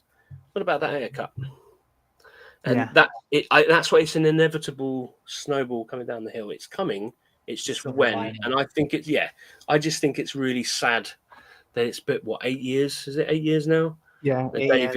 David he's got 8 years worth of vindication, I think, and some however long. And I think it was cruel that he got his hopes up and promises were clearly made behind the scenes that I don't think had any intention. And when I say I don't like James Gunn, that's probably a harsh way of describing it. I don't like what he's done, and I don't like the actions because I think it's cruel. I think people should be honest. He should have said, look, there's no way I'm releasing your film until mine are out. And that would have been a fairer thing to say, wouldn't it? But the tweets were, of course I'll support David's film. Yeah, whatever Warner Brothers wants to do. That's what he said. And now he's Warner Brothers. And David doesn't want to do it. Yeah. And it's sad, isn't it? I don't like it. I think people deserve credit where credit's due, you know, and Chris probably not expecting me to say this, but credit to Chris. Chris had a long time helping on the account, and Chris did a lot of hard work. Thank you. You know, and a lot of campaigning, and so did all of you. And everyone still does, you know. So it's credit where credit's due, I think. And so yeah, I just from my point of view to Chris, I was surprised seeing you tonight. Nice to see you. You do look different from the last time I spoke to you. Thank you. Despite everyone's hopefully with age it's better. Well, I've never seen you from a camera angle looking down, so you look different. Your camera is very high. It's really It is very high. Mine's like cool. It's because I have very limited space, and I had to I wanted a studio because I took up filmmaking, and I didn't want to. I have to either give up the bed or make a studio, and I was like, no, fuck that. I'll just get up from my bed. Just sleep in the studio and be in my studio. Yes. Pretty sweet. It's epic. No, it's great. I mean, in fairness, despite in the fans from a bigger sense of things, it's only fair when I talk about people who deserve credit that I should say that despite even there's people in the old fandom for the Snyder stuff, there's people there that I think people backstabbed a lot of people in the fan communities, and it does happen. People get emotional. They get so emotional, and God knows I know about that. You know what I mean? And it becomes so all encompassing of their world that people argue and fall out, and then it gets nasty and stuff. And sometimes it's bad for people. I think it's bad for health. Sometimes I think you've got to step back. Mental health for sure. Yeah, mental health, big time. And I think that's similar for David. I think he goes quiet sometimes And a lot of people go, he doesn't want it anymore. Of course he does. He piped up again today. But I think for his own mental health, he has to focus on his life. Yeah, he got married this year. He's got other things. Beekeeper was brilliant. He's got his new one, Cleven Strayed, coming out. You know, he's still doing his career. But I know you can tell in the back of his mind he needs this out, like everybody else. So I know he's very grateful for everybody. I'm on the verge of laughter because it's almost like I was thinking kind of more like as a joke before, but it's like, oh, he just got married. He's like too happy now to want the Ayer cut. You know, it's like no, we need him in the dark place with us. Yeah. Maybe for a period of time, he has to get on with his life and be happy and forget about something. Sometimes you do have to move on and forget, but the dream and idea is always there, isn't it? You know, when he's an artist, no artist can ever walk away from a piece unfinished. No, not really. And he knows what he's got. Mm-hmm. Yeah, I'm telling you, that in video form is a million times more superior than theatrical. The story, the tone, everything about it is totally different. Anyone that says it's just a longer version is talking bullshit, because it ain't that much longer. But there's like 45 minutes of different story and dialogue in it that actually make it different. That's what makes me most excited, actually, is that it's not that much longer, because I don't think it needs to be. I don't think it needs to be a 4-hour Snyder cut. But the fact is that it's a completely different cut of that movie, and that's what is exciting. And don't forget, they made him do other scenes and reshoot different things and do this and do that. But that's not the story that was written or wrote, and that's not the cut he put together at the end. So the negative things that people have, the parallels. Never once did I try to make Snyder cut the Ayer cut, but there's some parallels. And so the funny thing is that a lot of the stuff that the media outlets are complaining about David, and why I'm saying this is because it will mention something about the sexualization aspect. But a lot of the stuff that the outlets are complaining about were added by John's. Those are John's reshoots. Yeah. But John's has all this the safety of the bunker that he's in. Meanwhile, David is out there taking all the blows for the choices that John's made. Yeah. And I think going back to Snyder Cut and the comparison to this, and it's another reason why it's going to be a win for David, is that when it came to the Snyder Cut, they told the public it's still Zack's film, we're just finishing it off in his vision. Do you remember that? There's a tragedy, his friends coming in to finish it. They lied about reshooting and rewriting 80% of the script. They changed so much, it wasn't his film, that obviously calling it Zack Snyder's Justice League had to be the only way, but legally he was shown as directed by, story by Zack Snyder, and it wasn't. Whereas the same's happened here. The Suicide Squad by David Ayer, directed by David Ayer, and he took the flack for all the criticism, knowingly that's not the cut, and that's not the version of the film that was supposed to be out. As you said earlier, there was a secret second edit of the movie, and he didn't realize. And his friends changed the movie until the premiere. Yeah, his friend Owen, he said to me, it destroyed him. He was so gutted because it was like, couldn't believe that people would be that deceitful, and I think because he's he's by all means not a tough guy. He can look after himself. He's street smart. He's ex-military. He's not, but as a soulful person and artist and that, like I said, I'm not trying to suck up to him. I'm just trying to describe the type of person. If you meet and when you hear him talk, he's quite chill and soft. He's deep.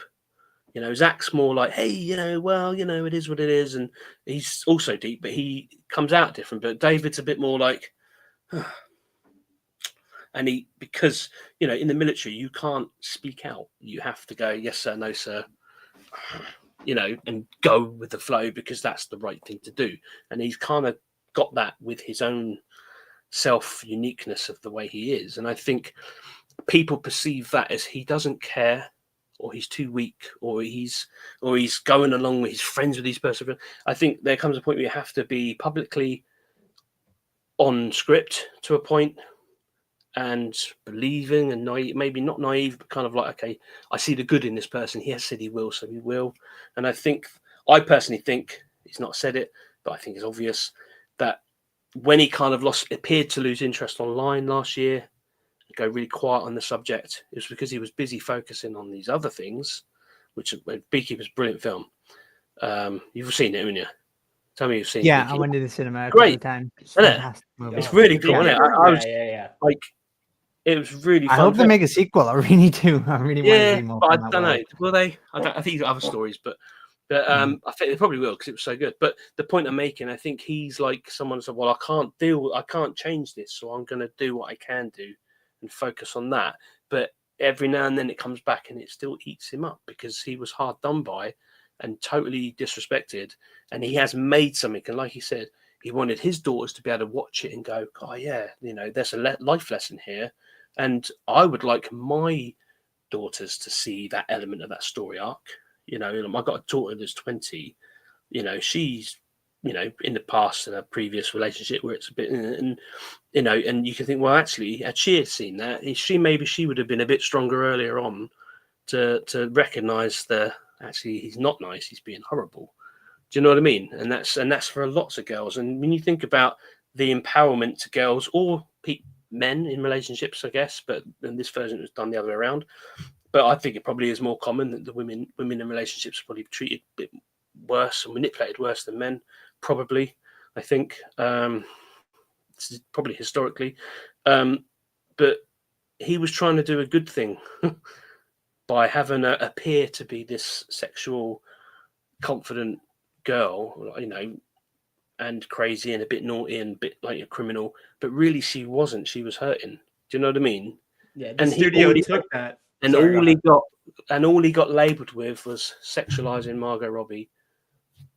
That's can you imagine that? Can you imagine being accused of that? And your sole intent in your heart was and that was Jeff Johns, by the way, to tell a story. Do you know what I mean? I think that's awful, and I think that's why it'll always come back, and he'll always want it. Yeah, he wanted to empower her, not really sexualize her. And also show that there's good men that will help. Mm-hmm. There's good people a group of people who you think are the baddies are actually can come together and do good for the greater But you good. blew my mind about the whole Deadshot thing, because I mean, initially we only really had a picture to go off, and it was like our mind sort of raced about one sort of idea, and full-blown boyfriend girl. And it wasn't that. Yeah, it was more like a whoa, no, what am I doing? No, I'm trying to help you. No, I don't want that. I want you to be happy, type, kind of vibe. That's I felt so sorry for him. Yeah. And whether he wants people to feel sorry for him, probably doesn't. But at the same time, it's cruel. It's crazy how the studio took that women empowerment element and turned it into it's cool to be in a toxic relationship, right? Yeah, they could have. I mean, just think, right? If that had come out and the proper version come out, it would have done the same or better financially for them. It would have been more. I'm telling you now, any honest critic who sees the Ayer cut will say, "Shit, that was good. That should have been what came out in the cinema," just like they did with Snyder Cut.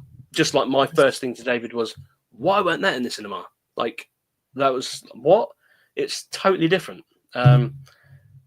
They could have. Rick Flag and June was supposed to be the sort of the love interest in that movie. It wasn't supposed to be Harley and Joker. Oh no, but now that they are, they are. Mm-hmm. That's what I'm saying. There's different pairings and there's different strands of character arcs that come together at the end because they have to do what's right, even though it might not be their nature to do what's right. Because bad people can be good, and not everyone's as bad as you think, and it's very deep when you think about it. It's like real life, isn't it? You could be enemy with someone in your neighborhood, but if your country's attacked, you'll both join the army together, won't you, and fight? And you'll both defend your home. So it's look at what David's wrote, Training Day, Fast and Furious. He's done all these things. He's a very clever person. He's very deep and thoughtful in his meanings. You don't just write things for this will be a funny scene, this will be cool. There was a reason, and it really showed. And I know I'm probably repeating myself and going on, but it's so different. That's all I can say. it's interesting to see that based off of just what you said, David is in charge of $2 billion franchises right now. That came out of him with the Fast and the Furious and Suicide Squad. Mm-hmm. Yeah, and Training Day. You know, I mean, I know that's a one-off, but you look at the work he's done. Fury, you know, from bear in mind where he came from, his upbringing, his life. He didn't have, you know, the private school. He didn't have all this with him. He had to get his way where he got. He had a living in LA. You know, he wasn't in the rich side, was he? He's grown up streetwise. He's done his military service. He's got discipline. He's got that, and he's followed his artistic version dream and fought his way through and writ down his thoughts and feelings, and that just made him obviously a better writer and come up with these ideas for Fast and Furious. And you know, people don't realize, do they, that it was his idea initially, Fast and Furious, to write the story. It was his training day. Everything. I talked to him about in two things based off of what you said, but you know, I talked to him about Fast and Furious and Training Day and obviously Suicide Squad. But he says, you know, I talked to him a bit, like even the choices for, like, I was like, listen, like my brother basically looks like Vin Diesel. Don't know why. He drinks Corona and he wears a white tank top. So my brother looks just like Vin, acts like him. And I was like, you know, I put two and two together because we're Latino, and so we're part of, you know, Latino culture. Yeah. And so I was like, David, did you choose Corona on purpose because of, you know, your South LA, your Cholo culture? And he talked to me about how, yes, he did that, but like all the things that he very carefully picked, like the guy, like when we're watching his films, like Fast and the Furious, like nobody is picking up an item without it meaning something. Nobody's dressing away without it meaning something. With Training Day, I talked to him about that, and he told me that he wrote that because he was dealing with what he says is demons. And he says that the demons stopped fighting back with him the day that he finished writing that script. And another thing that I can quote him on, because he's, as you may know, Will, he's short, but very efficient with his words. And he thinks that the person stopping him from releasing his movie specifically is, and I quote, the devil. He strongly believes that he is he's being weighed down by evil forces. And I don't, you know how like we like to exaggerate in our day, because we're all dramatic, we all hyperbolize our struggles because you know, the way that we see it through our lenses, and then it's only up until that we see somebody else struggling much harder than we are do we go like, okay, I'm being a drama queen, let me tone it down. But David, when I talk to him, I don't get that feeling. He genuinely believes the literal devil is trying to stop his career. So it's a very serious thing for him. You think about it, the way they did it was evil. Why would you not interpret that in any other way? And he's a spiritual guy. It's like you say, you're very well put. He's short but effective with his words. He thinks, he's deep. Like just in conversations I've had, I've spoken to him, obviously, you know, phone, email, that kind of thing, and messages, but in person, and he sat or stood face to face talking, even he'll ask you a question and you'll answer the question, and it could just be, to me, something, just a normal question someone would ask, and he would go, and he like, oh, that's useful, yeah, and then you'd be like, oh, and he's really thinking over the time, and I remember thinking, oh, I didn't realize what I said was so interesting. Like I answered the question, but he took it on board and thought about it before he produced the next question or said the next word. He looked like he evaluates, like you say, he's very effective with his word, and watching him direct he was very. It wasn't like Tim Burton, like swinging his thing around, walking around, okay, we do this. He isn't like Zach going, okay, guys, let's do this. He was very like, I think, could we do that again? Do you mind? Do that? Like very polite, but he's in there. He's seeing it. He's thinking, and it's deep because it means something to him. He's a very sincere and thoughtful person. Yeah, and like Owen was saying, like when they did Suicide Squad, he put his all into it because he really, it wasn't just a comic book film. It was a comic book film that he could put some reality and humanity in, and he said they'd done so much to it. And it was like the biggest thing at the time going on. And it's just really sad. Like different if it didn't do well and people didn't like it, but to never have that. Can you imagine spending a couple of years of your life dedicating to creating something with so much meaning with other people, and it's something that you hope to give meaning to other people to interpret it, not just entertain, and then you're the villain suddenly, and yet internally you are a good guy and you meant well, and you're misunderstood, misrepresented, and it's just awful. So it was not surprising if he's spiritual and believes that it's the only logical interpretation is that evil was done to his career. And that is, when you think about it, someone's trying to make out that he's sexualized deliberately, which is not the truth. It didn't even cross his mind. That is potentially a career ender, isn't it? Making out that someone's a perverted person and they only wanted to do that. That's almost like people who often accuse people of that kind of thing, I think, are projecting their own thoughts. They like to put their negativity on you to distract you from them, but he's not. He quietly, like a good soldier, for the company line, went, yeah, it's my film. Oh, I'm sorry you didn't like it. When probably inside he was like wanted to scream and go, that wasn't my film. You know what I mean? But he didn't, and that takes a lot. I don't know if I could have done that. Kudos to him, man, just sitting there and taking I think shit. I would have been livid. I'd have been out on the very restaurant. well thought. That weren't my film. But then it would have been the end of your career, wouldn't it? So yeah, and that's why we as a community need to not stop this fight. Yeah. We need to keep going for Keep David. the push going. and I think Tweet Ayer cut. Please do it this weekend. I think also on that note, Sammy, that people have rivalries in the fandom. That's all very well, but everyone has to remember they've got the same goal.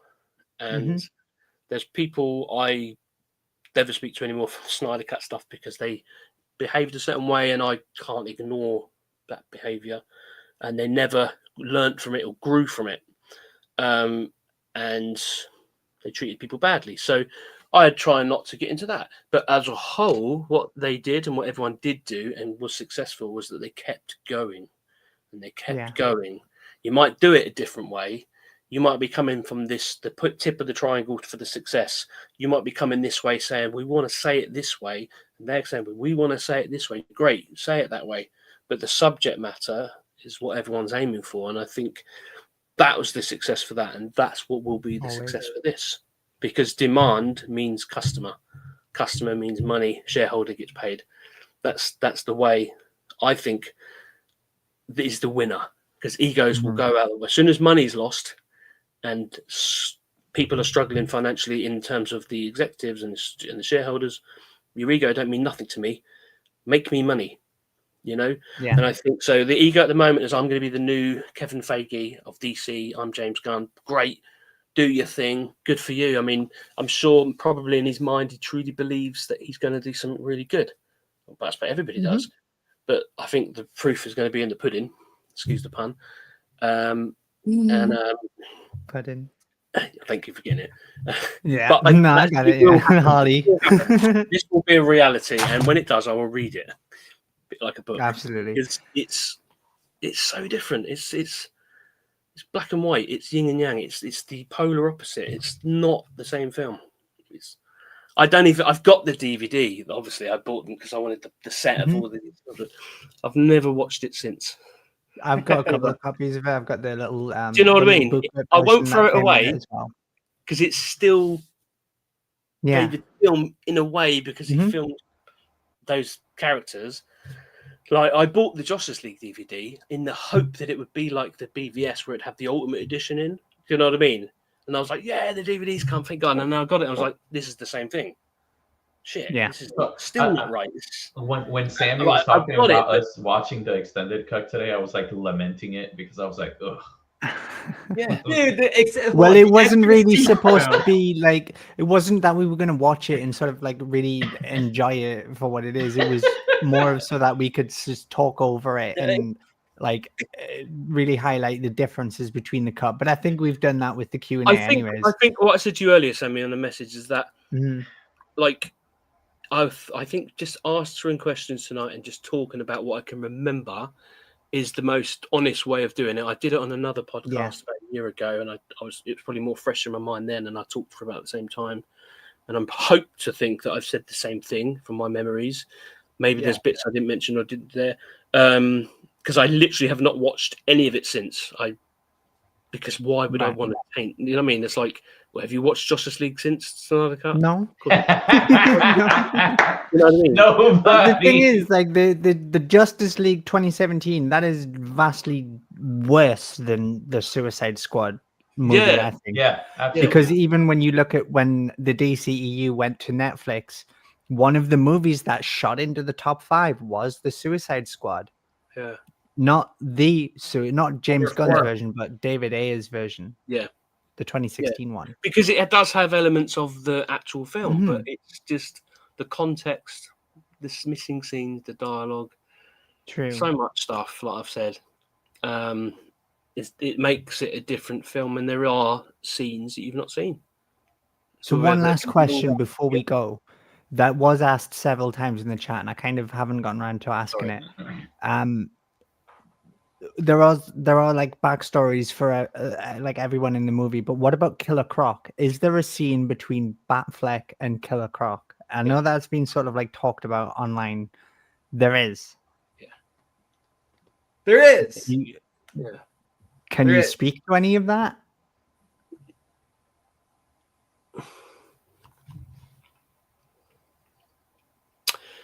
Not without ruining Scott Eastwood's scene. Oh wow! Okay. Yo. Okay. Say no more. There's a scene that I recall where Batman. I don't see again. Am I recalling this from the theatrical or am I recalling from the Ayer cut? Does Batman apprehend the Croc in the theatrical? So I was gonna say that's where I saw that fake script was going around online because I've seen them talk. I've seen them on screen. I don't know whether that's theatrical or Ayer cut because it's not a massive thing, but the Croc dislikes Batman. Sees him as an enemy. I think as a rival of some sort. There's a very very small element to it, but the Croc guy has more of a you kind of see through the bit. You see he's actually quite a caring person, and has to, but it's like an ugly person who's really nice, and everyone thinks they're just ugly, so don't talk to them. He looks like he does, but he's actually, he means well in his own way, but that's where him and the Scott Eastwood character have a character arc, mutual respect type moment, and gives Scott Eastwood's character more of a role, more of a meaning to why he was there to start with. So, and I liked that. Now I thought it was a nice, sad but nice, and that's why I say the soldiers and the squad become one big Suicide Squad because they all kind of respect and work on the same team. In the end. Question on that scene. In the theatrical cut, we get like a 2-second scene of, I think Scott Eastwood was in there, but it was all the SWAT team members taking down Croc in the sewers. Is that the scene that we see Batman in the Ayer cut? Is he also in that sewer as well? My brain wants to say yes, but I don't know if it's being corrupted by things I've seen online or a memory of the theatrical. But there is a scene between Batman and Croc in the Ayer. I'm pretty sure there's dialogue. Okay. I think. Okay. Interesting. Again, because like I'm I sure say- I'm sure in the theatrical there's no like dialogue between Yeah, No. Batfleck and Killer Croc at No. all. Zero. and you know, in the theatrical, that's what I was going to say earlier. You know, when they're all rearrested at the end and they're taken to a prison in the ocean. Am I thinking of the right film where they go to some kind of fort in the sea, and where they're all held, the secret prison? Am I thinking right, or am I getting that Bellevue. wrong? Hang on, Huh. maybe- Isn't there? Where am I thinking of? I'm pretty sure in one of the first companies where we ran it is now, but when they're put back in jail, it's not necessarily where they were to start with. Correct. Or am I- Yeah. Yeah. Yes. Yeah, no, you're right. Yeah, because it's Yeah. surrounded by a lot of like water and swampland. Yes, that's right. Yeah, but I think in the air cut they end up back where they were, just in better conditions, because they Ah. earned better treatment. But they end up in jail, and that's why Harley was happy where she was. Shitter latte. She gets her cup of tea, she gets to make her coffee and that, that kind of little creature comforts for her, because she is twisted and messed up because she was tortured and got electric treatment, didn't she? So she is damaged, But yeah, it's. I really don't. Unless I'm very cautious of not saying too much and getting it conflicted, because I haven't. If I watch, I think now we've had this conversation, I'll probably be more comfortable to watch the film with you all and go, no, that's definitely not. That's definitely is. That isn't. Because it'd be more, but. Well, I'm always open to that if you want to do that. Because like I just say, let it's me been know over 2 and we years can now, set so something up. when I think about it, it gets further and further away unless I read that, and I don't want to read that because I don't want to. See, that's why I thought like watching the movie would be a good idea to kind of rejog, because then you would see scenes and you would be like, oh, hang on, no, this didn't happen this way. This happened this way. I know, but then at the same time, do I want to watch an inferior version and imprint over the superior? That's my mentality, but maybe I won't. Maybe that's just a fear in my mind, because the last time I watched Suicide Squad was in that trailer. It's a shame, but it is good that everyone's still talking about it, still asking for it. And I think, and David's proven that he does still want it, but no, I think everyone just keep asking and asking and asking. No matter. Today's current number on hashtags is we're at 10,000.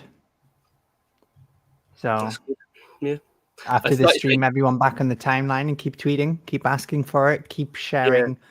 What I was going to say, it's important, I think, for people to focus less on rivalries and just go after the film, because it gets used against people.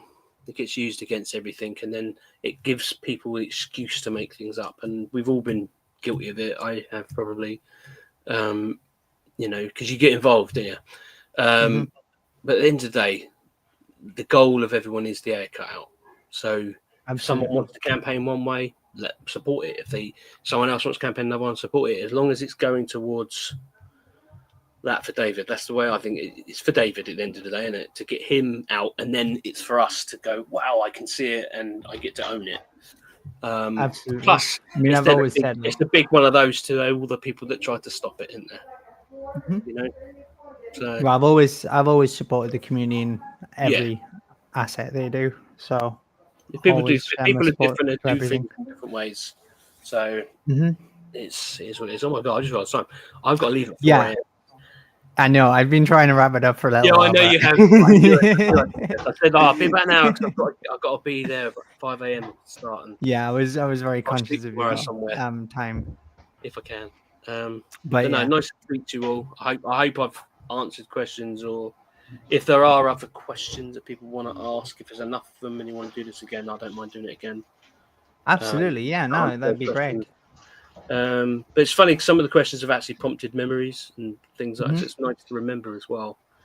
It's good to see Chris. It's good to see you, Ben. I couldn't see the chat, so I don't know. I couldn't see any. So if anyone asks me anything, I can't see it. All I can see is you four, and there's a private chat. I don't. I'm not very good at this. I have the chat up on both screens. I've been pulling questions from there. Oh, is it on like YouTube or something like that? Yeah. I just want to So say, before you go, Will, the way that you described David's reaction to you seeing the cut and saying it was awesome just makes me like really happy for the day that we finally all get to see it worldwide. Because then he's going to get that reaction he got from you, you know, generally from everybody, from the world. It's a better movie, you know? And a lot of people I can't wait for him to have that moment. Seriously. I don't think he wants people to apologize. I think he wants to know that more people recognized it for what it was than criticized. He's not a vindictive person, is he? So I think I think having that reassurance that he wasn't going crazy and it wasn't his friends telling him, no, you're good, because, you know, you're not going to, you know, you're going to support your friends as much as you can and you know, soften the blow, aren't you? You know, to a point. And I think he just wanted somebody else to say no. Because he was, and I remember Owen going, see, that's what I told you to him. And he went, I know. Yeah. Because everything we've seen is different when it comes from your friends to when it's someone who's like, exactly. as you said, someone and obviously good friends will be honest away. with you, but at the same time, your brain will start to think, are they just being nice because they care about me? But the reality was, it's true. It's, you know, I could have been, if I didn't like it or thought it was, I could have gone, no, it's really good, yeah. But I genuinely was like, what the, like, I was like, almost felt confused as to why on earth did they choose to not put that out. It didn't compute. Like, do you know what I mean? Like, you're like, why? It's madness. No, and then that's when he said that's because they did this, and oh right, shit. Last question. Okay, so as you being like among the only people in the world that have seen the Ayer cut, how does Jared Leto's Joker rank for you on like the Joker list? Right, like we're talking Heath Ledger. You know, I guess from what little we saw, Barry Keoghan in the Batman. Even though you said you didn't like that movie, I watched it. Yeah, I did. I thought it was too slow for me. I wanted a bit more action. It slowed down too much. I don't consider Barry Keoghan as the Joker because compared to Heath Ledger. Then he wasn't really in it, was he? It was like a skit, if anything. So I don't think it's fair to judge him in either direction because he was so small amount, wasn't it? So now it's hard to judge because it's an unfair judgment because they have different traits. It's a completely different adaptation. Heath Ledger had that background and context of why he was the type of Joker he was. Joaquin Phoenix was more on the almost like disability angle, wasn't he? Whereas Jared Leto is more the psychopathic, mental health, lunatic, evil, crazy You'd man. say he's more like from the comics? Like the gangster. He's just, I don't know. I think they're all equally. If you think Heath Ledger's the best in the world, you've not seen Jared Leto yet. If you think Joaquin Phoenix is the best in the world, you've not seen Jared Leto yet. I'm not saying he's better than them, but he's not worse. It's just a version that's like, ooh. But he has that spark, right? Like you know, he's everything we've seen. Like he had that spark that I saw in Heath Ledger. Well, look at that picture behind you. That ain't a normal man, is it? Yeah, that's the Joker. You look at that picture and you go, "That's the Joker." Well, he's the Joker. Gene Kryptonian on Twitter. He did all the art. Oh right. Oh okay. I thought you had actual posters. That's cool. It's cool. No, it would be unfair. Cool. I enjoyed Heath Ledger's version, but it was more of a calculated, you know, almost more sane version than Jared Leto. Joaquin Phoenix, for me, like I say, someone with a disability that's been bullied, and then it affects his mental health, and then he just becomes a clown, almost. Whereas this guy is already an established villain, and he's already completely insane, and he's crazy, but he kind of knows what he's doing at the same time. But it comes naturally evil. It's hard to explain. I bet you can't. No, it makes sense. The Joker he is an established order.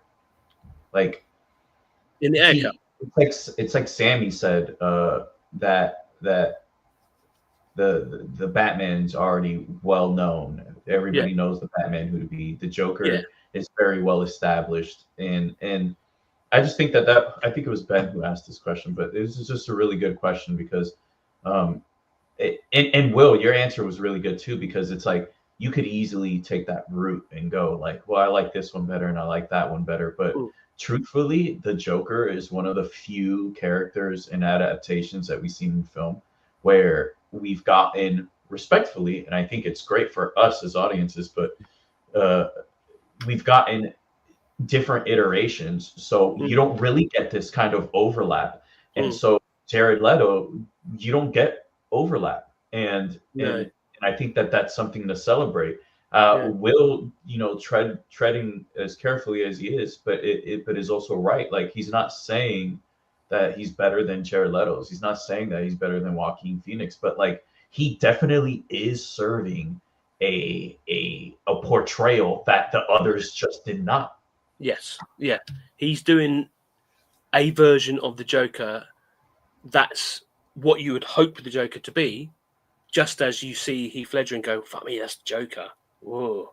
Just as Joaquin Phoenix, like, wow, Joaquin Phoenix kind of became Joker, didn't he? As opposed to he was Joker. He was a guy with problems and he snapped at the end of it. That's the way I saw that. Whereas in this film here, like you say, it's an established that he is already Joker. He is just this insane man that everyone's scared of, including criminals. And he's very crazy, but he knows. He's clever crazy. And we've never seen that. We haven't seen a Joker and with zero empathy. Almost like he'd feign empathy because he's setting you up to then be nasty, So he's more deep, I'd say. Whereas Heath Ledger was kind of a bit more, you knew he was being creepy and you knew he had bad intentions against you. Whereas, see, it's hard. Different versions, but I would say they're up there together. You could picnic all versions of them and find something better than the other and worse than the other. But what's the tragedy of this is that you only saw such a small amount of him previously. You didn't have enough time to go, well, that was really good, because Heath Ledger had a movie. You had Joaquin Phoenix has had a whole movie, whereas you haven't seen the whole movie of Jared. And someone of his acting caliber and what he put into this, I mean, just the Snyder Cut itself, his scenes in that, for me, is a follow-on from the exact same character you've seen in Ayer Cut. Because that's cool. He just, for me, he looked and acted like that Joker has gone through the world ending like the Justice League has. It's like, that's his. I keep pointing to the top behind you, Ben. That guy there, he's experienced the world ending with Darkseid, and now he's the version of in there because he's just gone even more crazy because of the police badges, and he's just like, and he's That's just so cool. For me it felt like that's the kind of like the natural next version of him following the Ayer Cut if he lived in that world where Darkseid had come and he survived. And that's why the dialogue between them both, the dialogue in Snyder Cut was pretty much the same intensity as you got in Ayer Cut. They generally hate each other because of the whole Robin thing, because of everything. They've got a history. And that then, although it's alluded to and it's powerfully alluded to, you then have room for the Batfleck movie to kind of go across it and fit in nicely whilst telling its story, whilst not deleting elements of that character arc. So it's almost like they all got together and planned it. Do you know what I mean? Which they obviously did have discussions. So it would have all fitted together so nicely, I think. Sadly, Well, I hope one day we get to see those visions come to reality. But I think the Batfleck one's harder because it's literally script, whereas Snyder Cut and this, it was made.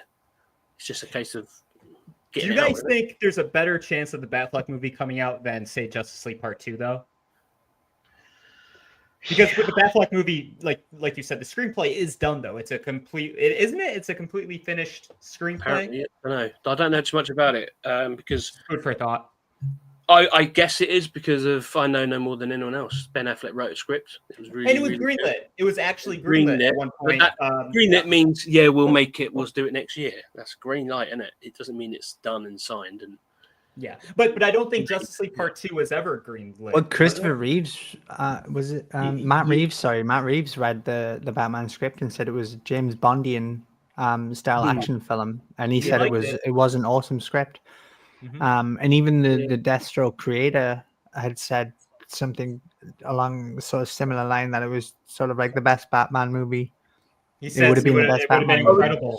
I would say probably then the Batfleck film has probably got more likelihood, if there is a likelihood, of being made, because like you say, it's got a script, it's had people review it and praise it, and there's people who have worth, who know their trade, to go, that's a great script, that should be made, as opposed to an idea for Justice League 2, which, as far as we're aware, isn't a finished script that's ready. It was a storyboarded idea, and things were set up ready to then write that script. So in terms of progress of how it's developing, then clearly the Batfleck film is ahead, and probably it would have come first anyway. But I think when it comes to things that haven't yet actually had action, and people start acting, then you're already just...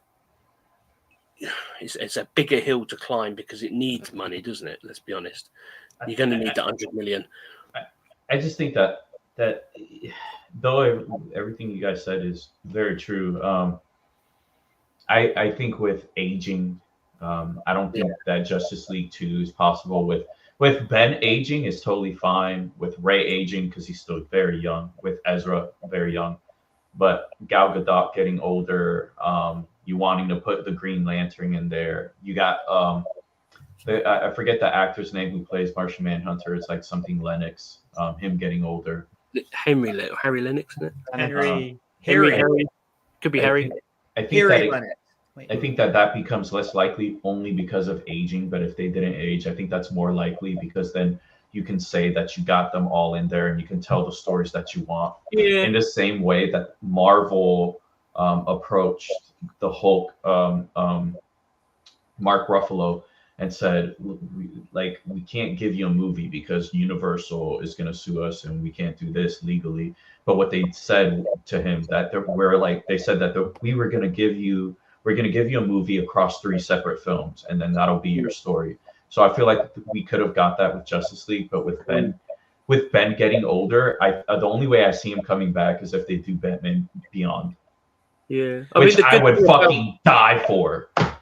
The good thing about hair dye and makeup, it does a lot, doesn't it? So I think, and they have de-aging technology, so I don't think anything's set in stone, really. Here's the thing, because Justice League 2 takes place in a inevitable future without like a set time or year difference, I feel like those movies could happen at any point. Yeah, as long as they're not like old men, like grannies or grandmothers, right? Like it can happen at any point, though. It's a future scenario. You're right. It set it up anyway, because when you look at the extra scenes in Snyder Cut, they were filmed years later, and they all do look a bit older anyway, don't they? So, and that is future. So, when they restore the universe back to present day, then that's the only time they really need to make them look a bit younger. And technology and how fucking epic would that be? It would be. If we're like 5 years older and we get another one of those. Yeah. Every time Zach does an interview on it, he changes the time gap. It used to be 5 years, now it's 10 years. So Zach hasn't given up. And they're doing the same thing with Viggo Mortensen with the new Lord of the Rings thing. They're not going to use CGI. It's going to be some kind of de-aging, some kind of different technology to make that happen. But I think it could happen. I don't think age is so much an issue. Michael Keaton. Yeah, he looked older, but you overlook it because he's an actor. And once you're in the film, he's back to that character. And the age doesn't really matter, like you say, unless he's decrepit with a walking stick and hang on a minute, this is an old guy playing a young guy. It has to go with the story, and I think it's doable. Like, he's done Beetlejuice, hasn't he? I know that's complete makeup, but the point being, you've got to have that little bit of flexibility. And hang on, they look a year older. Oh, come on, look, watch a TV series from start to finish. You know, the act like I've been I rewatched recently. What's it bloody called? It's got Ozarks. I rewatched them all again.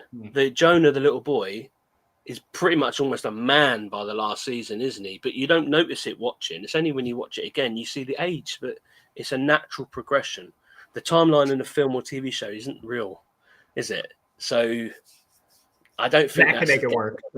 I don't think it's a killer. As long as they're fit, willing, and able, anything's possible, isn't it? Hey. Absolutely. But Ayer cut is number one priority. Yeah, it has to be. It's the one that's almost ready to go, isn't it? Right now, that's the one. And as far as direction, I guess that we as a fandom, everybody should be taking. Instead of just being like, hey, we want you to release the Ayer cut right now. Maybe we accompany the hashtag with just saying, hey, James, can you just reach out to David? Or, hey, James, can we get just a status update on where we are with the Ayer cut? Anything to push the conversation forward. I think anything his reply will either be a mega negative or a false promise. You can't. Yeah. We just need to keep up the conversation. He's got too much invested at the moment in his thing, isn't he? He needs to just do his thing, and whatever the outcome is, good or bad, it's going to be a win. Because if it's bad, come on, release the Ayer cut. If it's great, what you're afraid of? Release the Ayer cut. Exactly. And the Ayer cut is the last puzzle piece for that initial first chapter of the Snyderverse, from Man of Steel, BVS, David Ayer's Suicide Squad, Wonder Woman, and then into Zack Snyder's Justice League. Need them all on a shelf. Yeah, I need that watch through. Yeah, I don't own Wonder Woman 84 though. I thought that was awful. I pretended in my brain that I didn't mention Wonder Woman 84. I said Wonder Woman as in I know. 2017. I honestly imagined in my brain that didn't happen. That was another world. The Mandela effect happened, and I now live in another universe. Well, the multiverse is a strange place with many things going on. It's a multiverse of madness. You know? Let me tell you, there was multiverses that you didn't see. But that's another subject. That's what I heard. Yeah. Okay. So, any last thing, guys, before we wrap it up? No. Just thank you for having me. It was an honor to be here to speak with you guys. Let's keep up the engagement this weekend. Release the Ayer cut. If you're watching this now, tweet it. Tweet it now. You can say Sammy Stream sent you to do it. Please do it. You should tweet release the Ayer cut for David Ayer.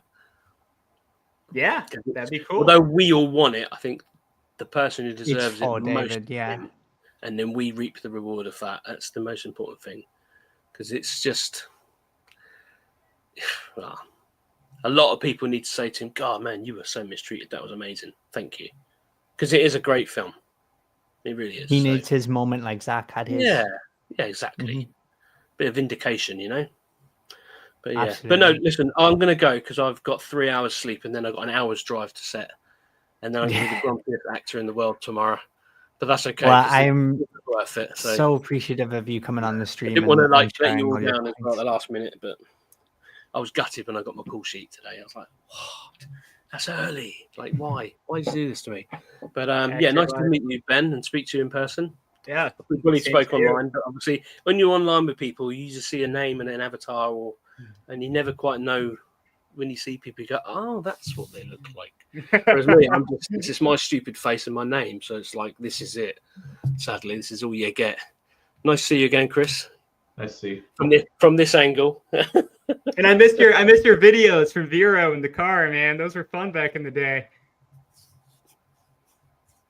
You do look so much different. Yeah. Ben, I thought you were black up until this stream. Yeah, well, it was summer, so I do tan quite easily. Nice to speak to you. I do. When I go abroad, I get mistaken for like Italian, Turkish, Spanish. And I get people come up to me and they go, "Couldn't start with it," and I go, "Pardon, what?" Just roll with it. You should go, "No, just English. Sorry." But that's I get mistaken a lot for different cultures, within reason, obviously. But no, definitely, this is it. But nice to see you. Be nice to see your face one day, Sammy. Yeah, absolutely. Yeah. An avatar. I don't really have a webcam, but I will get on that. No, it for took sure. Koj many years to show his face. Yeah, I do get a lot like very nervous sort of doing these streams and stuff. So yeah, maybe you shouldn't webcam be. one day. At the end of the day, everyone's everyone, isn't they? So Absolutely. this is it, isn't it? We all look different on different days. I'm like sat here. Hey, I guess we're the patsies, right? Chris is in his pants down there. I see. Yeah. Underwear. That's why I turned the camera off earlier. He's rocking the James Gunn look, isn't he, with the pants? Well, thank you all so much for coming on the stream. I really appreciate you guys taking the time out to do the stream, and thanks everyone who came into the chat and watched along. I really appreciate it all.